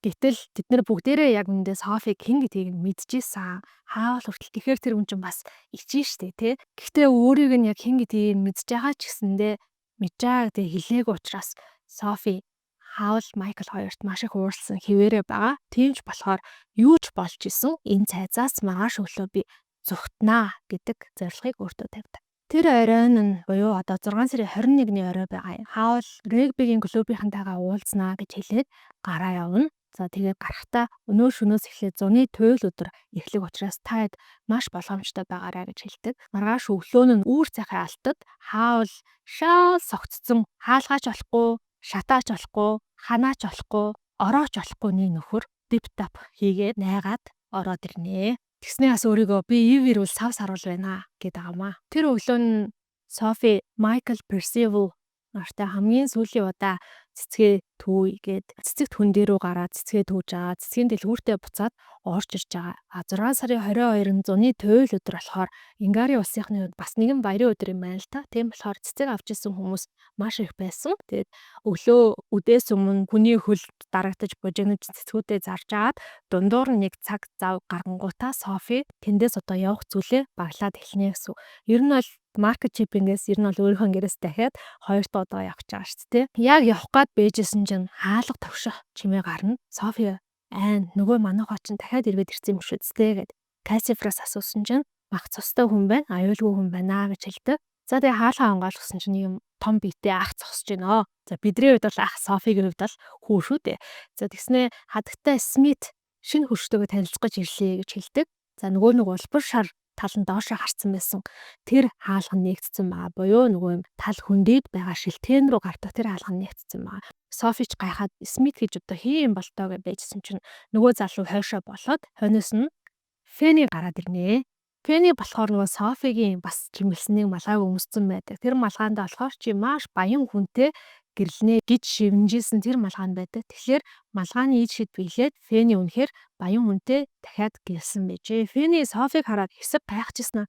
Софи чи чамд юу болоо вэ гэдгсэн. Софиг тэрвэрэд уйлж эхлэн чамайг алга болсны дараа маш их санаа зовсон. Тэгээд би ноён Смиттэй танилцаад 7 хоногийн дотор л гэрэлсэн. Чи ноён Смит бид хоёртой хамт баян чинэлэг тансаг сайхан амьдарч болох байдлыг айлд зарцлагтаач байж байгаа мó гэж бүр Софиг барьж аваад уйлал. Би ингээд чамайг олж авахын тулд одоо өндөр шагналтай зар хүртэл гаргасан шүү дээ гэсэн чинь Софи бас Фэнийг тэрж аваад уйлаад Мартагийн хэлчихсэн буруул штэ. Фэни яг үндэ тийм амар ашигч хүн биш. За тэгээ дээрээс нэмээд одоо өөрөө ингээ 90 настай эмгэн болсон учраас Фэнийг арай өөр өнцгөр харж байгаа байхгүй юу. Фэни гэсэн одоо хүртэл залуу сайхнараа байгаа эмэгтэй. Тэгээд яг л өөртөө найдлахаа малгааны дэлгүүрт өдөржингөө ажиллахдаа уйддаг л байсан байл шүү. 3 охиноо тисээд энэ олон жил малгааны дэлгүүртээ ажиллаад ирсэн. Одоо энэ хүнд ингээ өөрийнхөө эрх чөлөөтэй дураараа амьдрах эрх байгаа ш тэгээ боддог. Тэгээ байжсэн маркет чипинг талаас Майкл ороод ирнэ. Софи хэнийг ирснийг хараач гэсэн хин. Леди шиг царайтай болцсон байснаа одоо бараг л өөрийнхөө дүр төрхтөө харцсан Марта байдаг. Марта бас Софи жоохон хараад танингуудаа Софи танд юу болох нь вэ гэд. За тэгээд Фэни буюу одоо ээжтэйгээ уулзаагүй удсан учраас ээжтэйгээ ч гэсэн тэрвэрлдээд уулзсан. Гээд байжсэн чинь цэцгийн дэлгүүрээс нэг орж ирдэг хонглоор хатагтай Fairfax Letty хоёр том сагстай идэж явах юм дүүрэн бариад дамжлаад ороод ирдэг. Бүгдээрээ тэрвэрлдээ дуу хуур инээд шуугаан гэд бөө юм болж байгаа шүү дээ. Баахан эмэгтэй хүмүүс удаа уулзаагүй эмэгтэй хүмүүс нийлцэн байгаа юм чинь. Гэхдээ энэ бүх дуу чимээний хажуугаар хаал ерөөсөө сэрхгүй бүр хорхиал унтаад байна. Яны нөө согтуу байгаа шүү дээ. Ингээд энэ хэд маань гэр бүлээрээ уулзаагүй удцсан байж байгаад нэг уулзаад баяр хөөр болоод бэжсэн чинь гинэт хатагта Angorian тэднийг дахиад орцсон ирсэн явж идэг. За тэгээ өнгөрсөн удаадаа бас Angorian багшид нэлээд таагүй хандсан Софи жоохон гимшээд Angorian багшийг одоо гэр бүлийнхэнтэйгээ танилцуулна. Тэгээд дар сууж одоо хатагта Fairfax-ийн авчирсан идэх юмнаас идхийг уурахад Angorian багш бол татгалзаж байгаа. Софи гэрийнхэндээ ингээл юм цайз ингэдэг тэгдэг гэл Фэнийг Cassifer-тай танилцуулаад цайзын хаалга ингэж тэрж нээгддэг гэд үзүүлжсэн чинь Angorian багш харж яснаа энэ нийл ягаан тал нь ямар гоё цэцэгтэй тал руу нээгддэг юм бэ? Би энэ цэцгүүдийг гараад харж болох уу гэдэг байхгүй. Тэгсэн Софи болноо гэд Angorian багшийг гаргацдаг. За ингээ энэ хэд бүүн баяр хөөр болоо бэжсэн чинь гинэт хаалга тог хийн тогших чимээ гарна. Нийл ягаан талаас буюу цэцэгт хүндийтэй талаас. Софи нэр хэм бодлого Angorian багшийг буцаж орж ирэх гэж байгаа юм байна да гэж бодоод очиод хаалгыг нээсэн чинь өөдөөс нь нөгөө мануухан гарцсан зогсож идэв. Софи маш их айх боловч мануухан энэ удаад яг цайз руу орох гэж зүтгэхгүй зүгээр л яг хаалганыхын урд нь зогсож идэг. Гэсэн Cassifer Софид дамжуулж хэлж өгнө. Мануухай танд ямар нэгэн гай хор хохирол учруулахгүй зүгээр л орж ирэхийг хүсэж байна гэд.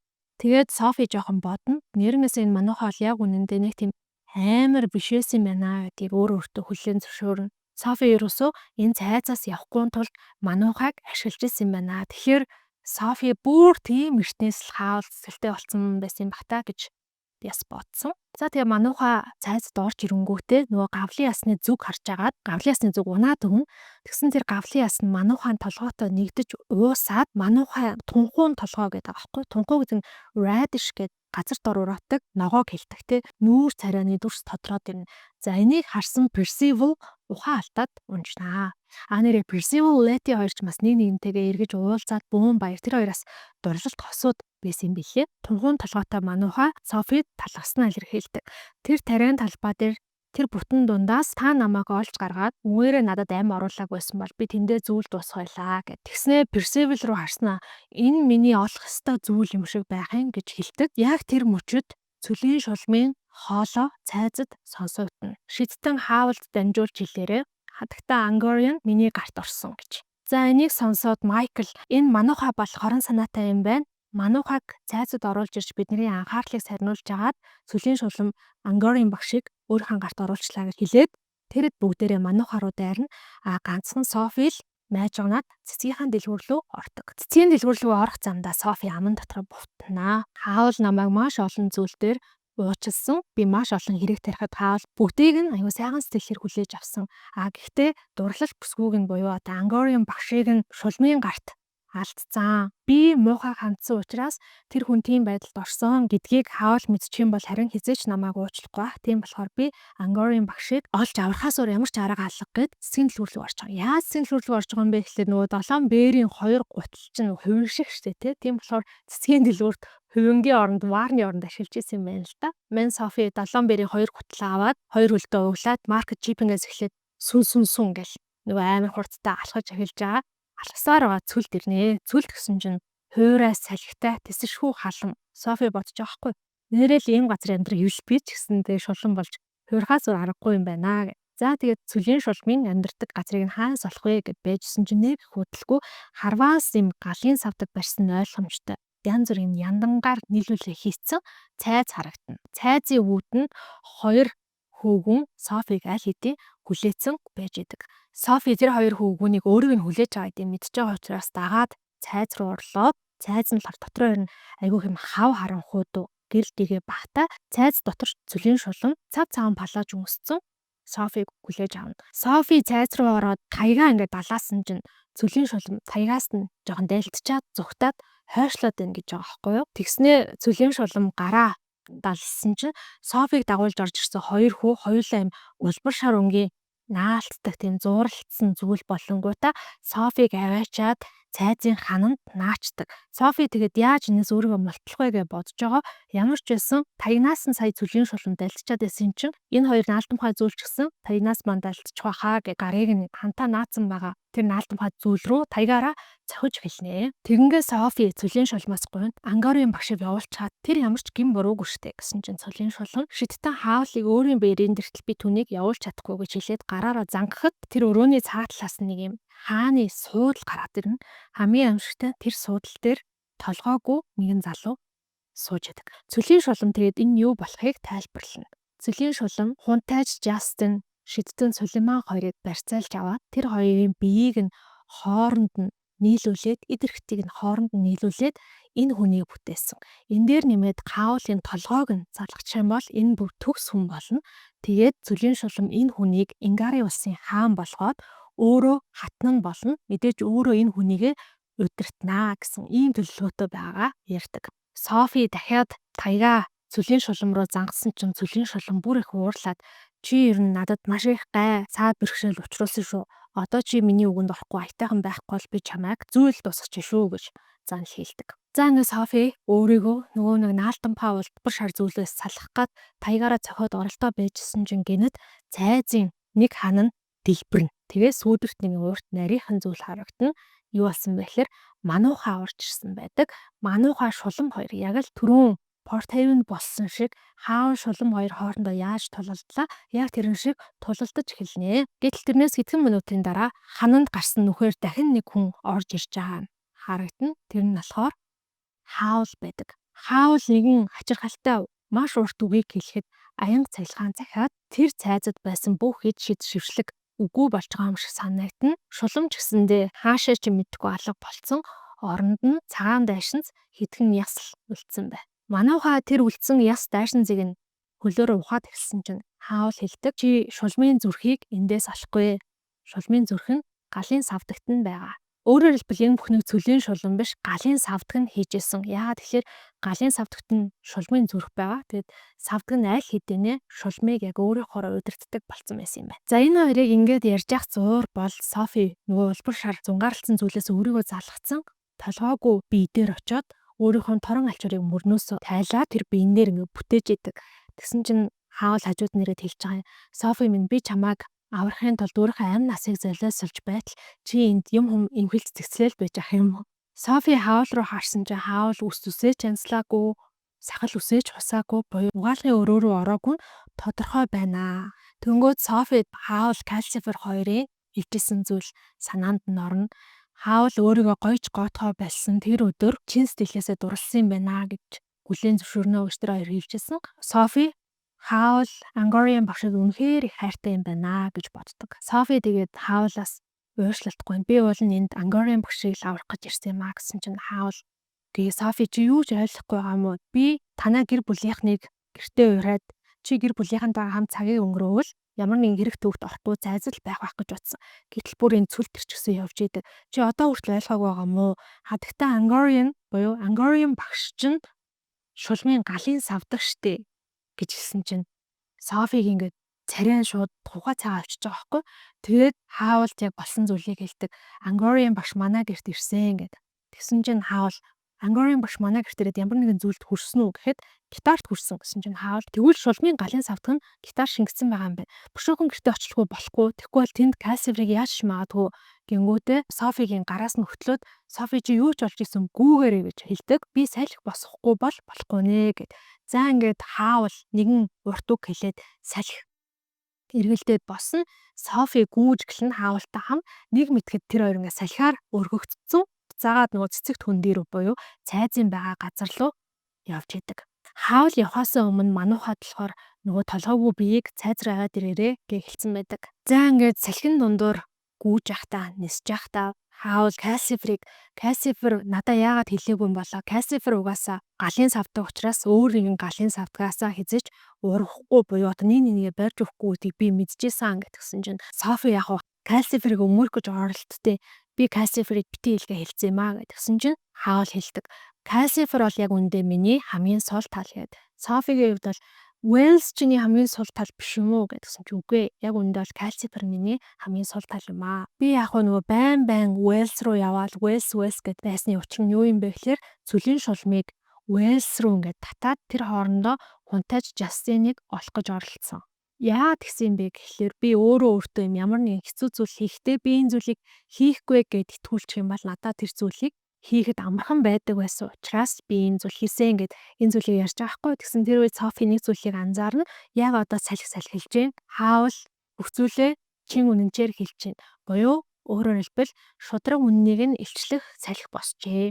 Ингээд шулмын хараалын бүх хэсэг нь биелсэн гэсэн үг. Хаавал өрөөшүүлээ ярьдгийн шулмыг дарахад хунтайж Justin-ыг олоход Шидтэн Сулейман туслах байхаа гэж бодоод Шидтэн Сулейманыг их хүлээж илсэн. Шидтэн Сулеймантай хамт цөлийн шулмын эсрэг тэнцэх байх гэж бодож ирсэн. Гэтэ Percival оноо гэрт ирсэн гэдэг би мэдээ цөлийн шулам Шидтэн Сулейманыг ч гэсэн алчихсан юм байна гэдгийг ойлгоод би маш их айгаад айсандаа олоод бүр арх уусан. Яж байгаа. Тэгсэн Софи болохоор өөрийг аюу гин буруутай мэдж байгаа. Нохой хүнийгч тэр Angorian багшигч тэр энэ тухай хаавал бити хэлээрээ гэж Calcifer хэлсэн хүн Софи өөрөө штэ тий. Тэг өөрийгөө буруутахаг би угаасаа 3 хүүхэдтэй айлын том хүүхэд болохоор л ийм азгүй байгаамаа гэдгсэн чинь хаавал 3 хүүхэдтэй айрын том хүүхэд мөхт тэр нь хамаагүй зүгээр л чи юуж боддоггүй бас тэрхий сайхан сэтгэлтэй хүн гэж хэлдэг. Хаавал тэгээ ботсон байгаа юм л да. Ингээд Angorian багшийн хойноос гүйж байгаа юм шиг дүр үзүүлэх юм бол Софи Angorian багшид атаархаад хардаад цайз руу оруулахгүй гэж хаавал ядаж найдаж исэн гинэ. Өөрөөр хэлбэл хаавал Софиг бас өөртөө сэтгэлтэй эдийг нь аль хэдийн анзаарсан. Тэгээ тэр сэтгэлийг нь бас цөлийн шулмын эсрэг ашиглах гэжсэн байгаа байхгүй юу? Хэрвээ Angorian багшийг хартаад оруулахгүй бол галын савдаг тэдний цайзд нь бол орж ирэхгүй байхаас шүү дээ тий. За ингээд тэр хоёр цайз дээр ирээд цайз руугаа хараагаад орсон чинь бүх зүйл нам гүн байдаг. Хаавал гитарлаа гүйжчоод барьж авахын алдад гитар нь сонин кягарсан дуу гаргаснаа дэлбрээд оронд нь Angorian багш гарч ирээ зогсож идэг. Хаавал Angorian багшид цөлийн шулам өгсөн гэд хэлсэн чинь тэрний өхнөө байна уу надад хамаагүй надад цоо шин маш чадaltaй би байгаа. Одоо би тэрэнд чиний толгойг чиний зүрхийг аваад хийгээд бүр төгс биетэй болоод Ингарын улсыг удирднаа гэж хэлнэ. Ингээд Angorian багш Calcifer-ыг шууд галаас нь гаргаад авчиж байгаа. Тэгээд Calcifer-ыг маш чанга бадсан чинь Calcifer-ч тэр хаавалч тэр өвдөлтөндөө аимшигтай ойрлоод хаавал ухаан алдаад унчна. Angorian багш буюу одоо галын савдаг нь энэ хаавалч өстө угаасаа л юм жүжигчин бүтлгүү хуурамч нөхөр юм да гэсэн чинь Calcifer хаавал жүжиглээгүй байна. Тэр үнэхээр аюулт орсон байна. Хаавлын зүрх нь их зөөлөн гэж хэлдэг.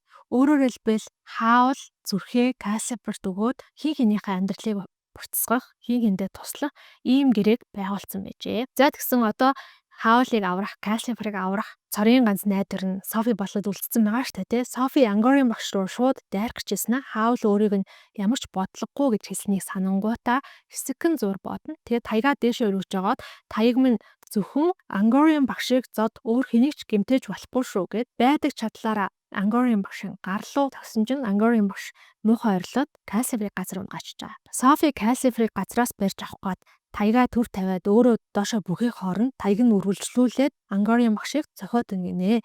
Яагаад гэвэл тэр нь ичэцтэй таяг шүү дээ. Angorian багш өөрийг нь зай завсаргуу нүдэж балбах таягнаас зүгтэх гээд хаалга руу гүйсэн боловч Софи гэрийнхнийгаа бүгднг нь наад хүнээ хаашаа жуулж болохгүй шүү гэж хашгираад нөгөөд нь хаалга цонх шатан дээр бүгдээр ингээ очоод мананд гарч зогсож байгаа юм. Софи болохоор Calcifer-ыг гар дээр ингээд барьчихсан. Calcifer-аас асууна. Бид хоёрын гэрээг чинь одоо цуцлнаа. Хэрвээ энэ гэрээг цуцлаад хаавлын зүрхийг хаавал буцаагаад өгөх юм бол чи өгөх үү гэсэн чинь Calcifer хэрвээ өөр хүн бид хоёрын гэрээг цуцлах байсан бол би өгөх байсан. Гэхдээ би чамааг нөгөө үгээрээ ам оруулдаг ид шидтэй гэдгийг чинь мэддэг учраас чамааг сонгосон юм аа. Тийм болохоор хэрвээ чи надад үгээрээ ам оруулах юм бол би өгөхгүй гэсэн чинь Софи за тэгвэл чи дахиад 1000 жил наслаарай гэж хэлээд Calcifer зүрх хоёрыг салгана. Зүрхийг нь аваад хаавлын одоо цээжинд нь аваачаад зүрх минь би рүүгээ ороороо дахин цохлороо гэд гуйгаад иж идэг. Гэнэт хаавал урт амьсгаа авч босч ирснэ. Йоо би шартсан байна. Явж нөгөө Софи тэнгийг аврахгүй бол болохгүй нэ гэдгс чи Софи би энд байна. Шулмын галын савдаг зүгтэх гээд энэ чи ямар нэгэн зүйл хийгээрэй гэх тэр мөчөд хаавал өөрийнхөө эрүүл ухаандаа эргэж ороод бас нэгэн маш урт үгийг хэлээд алгаа ташхад Angorian багш алга болж оронд нь нэг юм нүүрсний хилтерхий шиг. Гэтэ тэр нь хүний зүрх шиг хэлбэртэй зүйл үлдэж гинэ. Хаул тэр зүрхийг аваад гартаа базаад үнс болгочихно. За энэ мөчөд бол Кассифер эрх чөлөөтэй болчихсон. Хөөх ямар гоё юм бэ? Би эрх чөлөөтэй боллоо гэл байшингийн нэг цонхоор нь нисч гараад яндангаар нь орж ирэл бүүн баяр хөөр болж байгаа. Гэтэл яг энэ үйл явдал болж байхад хизээ нэгэн цагт ч мэдэхгүй яг аль үед нь юм мэдэхгүй Софи маань эргээд залуу төрхөндөө орчихсон. Дүүнэр нь ирсэн. Софи өөрийгөө хартаа чи буцаад залуу болцсон байна гэж хэлж байгаа боловч Софи Хаул хоёр тэр бүгдийн алийг нь ч тоохгүй зөвхөн өөдөөдөөс харж байна. Майкл хүртэл ирээд Софи тэр хараа саяны тэр манууха Персивал энэ тэр нийлж агаад гунтайж Жастин болчтоо шидсэн Сулейман болчтоо гэсэн ч гэсэн тэр хоёр таахгүй зөвхөн хоёулахнаа байдаг тэр нэг юм ертөнцид тусгаарлагдсан байгаа юм шиг. Хаул Софи руу хараад би чамайг хамгийн анх харсан өдрөөсөө л хойш саарлам чамд ерөөсөө зовихгүй юм да гэж бодож байсан. Би чамайг майн баярын өдөр таарсан. Тэр хөөхөн сэтгэл татан охин мөн болов уу гэж энд ирсэн цагаас ч хойш бодсон шүү. Чи яагаад тэр үед тэгтлээ их айсан юм бэ гэж Софигаас асуув. Гэтэ тэр хоёр хэрвээ анхаарлаа хандуулж исэн бол тэр хоёрын эргэн тойронд маш олон үйл явдлууд болж байгаа. Жишээлбэл хунтайж Жастин Шидтэн Сулейман хоёр нэг нэгнтэйгээ гар бариад тэврэлдээд байж байгаа. Шидтэн Сулейман Лети дээр очиод би хунтайжийн ой санамжаас нь ой дурсамжаас нь чамайг таньдаг байсан юм шиг байна. Хунтайж болохоор Летиг өмнө харчаад Летитэй сэтгнээд Лети жоон сэтгэлтэй байсан юм байна л да. Тэр мэдрэмж нь Шидтэн Сулейманы тэр хоёрын биеийг холилдсон. Тэр мэдрэмж нь Шидтэн Сулейманд үлдсэн. Гэтэ би чамайг өөрийнхөө шавийг боломоор байна гэж хэлэхэд Лети маш их баярдаг. Энэ үед харин Хаул Софи руу харж агаад хоёулаа амар сайхандаа жаргая гэж хэлнэ. Софи болохоор амар сайхандаа жаргах ч юу болтоо үс арзаамаар амар байх бах та. Бас чи намайг мүлжих бах та, ашиглах бах та гэж хэлэхэд Хаул харин чи миний хөрмүүдийг хідэн хэсэг болгож хувааж хайчлаад надад сургамж өгөх бах та гэж хэлнэ. Ингээд байжсэн чинь Майклийн хэлсэн нэг үг тэр хоёрыг өөрсдийнх нь ертөнцөөс нь түр зур гарган тэр нь болохоор Кассифер эргээд ирлээ. Хаул Кассифер руу хараад чи заавал надтай хамт байх гэсэн хэрэггүй дээ гэсэн чинь Кассифер хэрвээ би эрх чөлөөтэй орж гарч чаддаг бол би энд байхдаа дуртай байх болно. Тэгээс ч маркет шиппингт бороо орж гинэ гэснээр ном маань амар сайхандаа жаргачаа. Мэдээж номд байгаа бүх зүйлийг бүх хөгжилтөө бүх сонирхолтой нарийн нандин зүйлсийг бичлэгтээ оруулж ярьж чадахгүй учраас та бүхэн яг өөрсдөө энэ хүн номыг сонирхоод худалдан аваад уншаад үзээсэй. Яг л 100 уншихад тохиромжтой хөнгөн хөгжилтэй хөөрхөн гэгээлэг ном байгаа. За тэгээд номон дээр гарсан бас зарим нэг сэдвүүдийн талаар товчхон ярилцах юм бол ном болохоор хүний хувь тавилан болон хүний өөрийн сонголт гэдэг зүйлийг айгүй тийм тодор харуулсан. Жишээлбэл Софи одоо өөрийгөө 3 хүүхдийн хамгийн том нь угаасаа угаасаа хувь тавилангийнхаа эрэлд гараад хэрэггүй гэж боддог бол номоор дамжуулаад зохиолч маань хувь тавилан чи өөрөө бий болгодог бүтээдэг чиний сонголтууд, чиний шийдвэрүүд, чиний зоригтой алхмууд, чиний хувь тавиланг бий болгодог гэдгийг бас харуулахыг зорьсон юм шиг санагдсан. За дээр нь нэмээд хүний гадаад төрх гэдэг энэ асуудал бол номон дээр аюул их гардаг. Жишээлбэл Софи хэдийгээр гаднаа хөвшин эмгэн юм шиг харагдаж байгаа л ч дотроо залуу охин байдаг те. Хаул болохоор хүүтэн хөндөө сэтгэлтэй гойж готоос өөр зүйлийг мэдхгүй өөртөө нэг юм хитрхи анхаарсан нарциссист хүн юм шиг боловч яг үнэндээ өрөвч зөөлсөн сэтгэлтэй аль болох хүнд туслах гэсэн юм ирмэлцэлтэй хүн байгааг хардаг. Гадна төрхний талаар бас нэгэн сонирхолтой дүр бол мануухайн дүр байгаа. Мануухайгаас Софи номын туршид ирүүсээ айгаад цайзаас явж чаддгүй. Гэхдээ мануухай аимшигтай гэдэг тэр гадна төрхийг хараад дүнсэн дүнэлт нь зөвхөн Софиг ихлээдэг. Мануухай яг үнэндээ аимшигтай биш харин ч одоо тэдний адал явдлыг нь тайлахын гол түлхүүр нь байдаг. За энэ дээр нэмээд гэр бүл гэдэг бол бас номын хүндж байгаа нэг том сэдэв байгаа. Номын ихэнд бол Софи өөрийнхөө цусны төрлийн гэх юм уу гэр бүлтэй байдаг ч гэсэндээ гэр бүлийнхэнтэйгээ нэг тийм дотн харилцаатай сайн холбогдож чадаагүй нэг ойлгоогүй байдаг. Тэ ээжигээ буруугаар ойлгосон хоёр дүүгийнхаа юу хүсэж мөрөөдөж явтыг мэдтгүү гэдэг ч юм уу. Энэний дараа болохоор яах аргагүй нэг цайзад тийг дээр дор амьдарч байгаа Хаул Майкл Кассифер Софи дөрөв маань бол сонгосон гэр бүл болж байгаа. Эдэртэйгээ илүү дотн харилцаатай. Жинхэнэ иннер Софи тэ дотоод хүний буюу одоо эмгэн Софигоо гаргаж чаддаг, өөрийгөө илэрхийлж чаддаг. Ингэснээрээ төрсэн гэр бүлээсээ ч илүү ийм халуун дотн харилцааг үүсгэж чадж байгаа.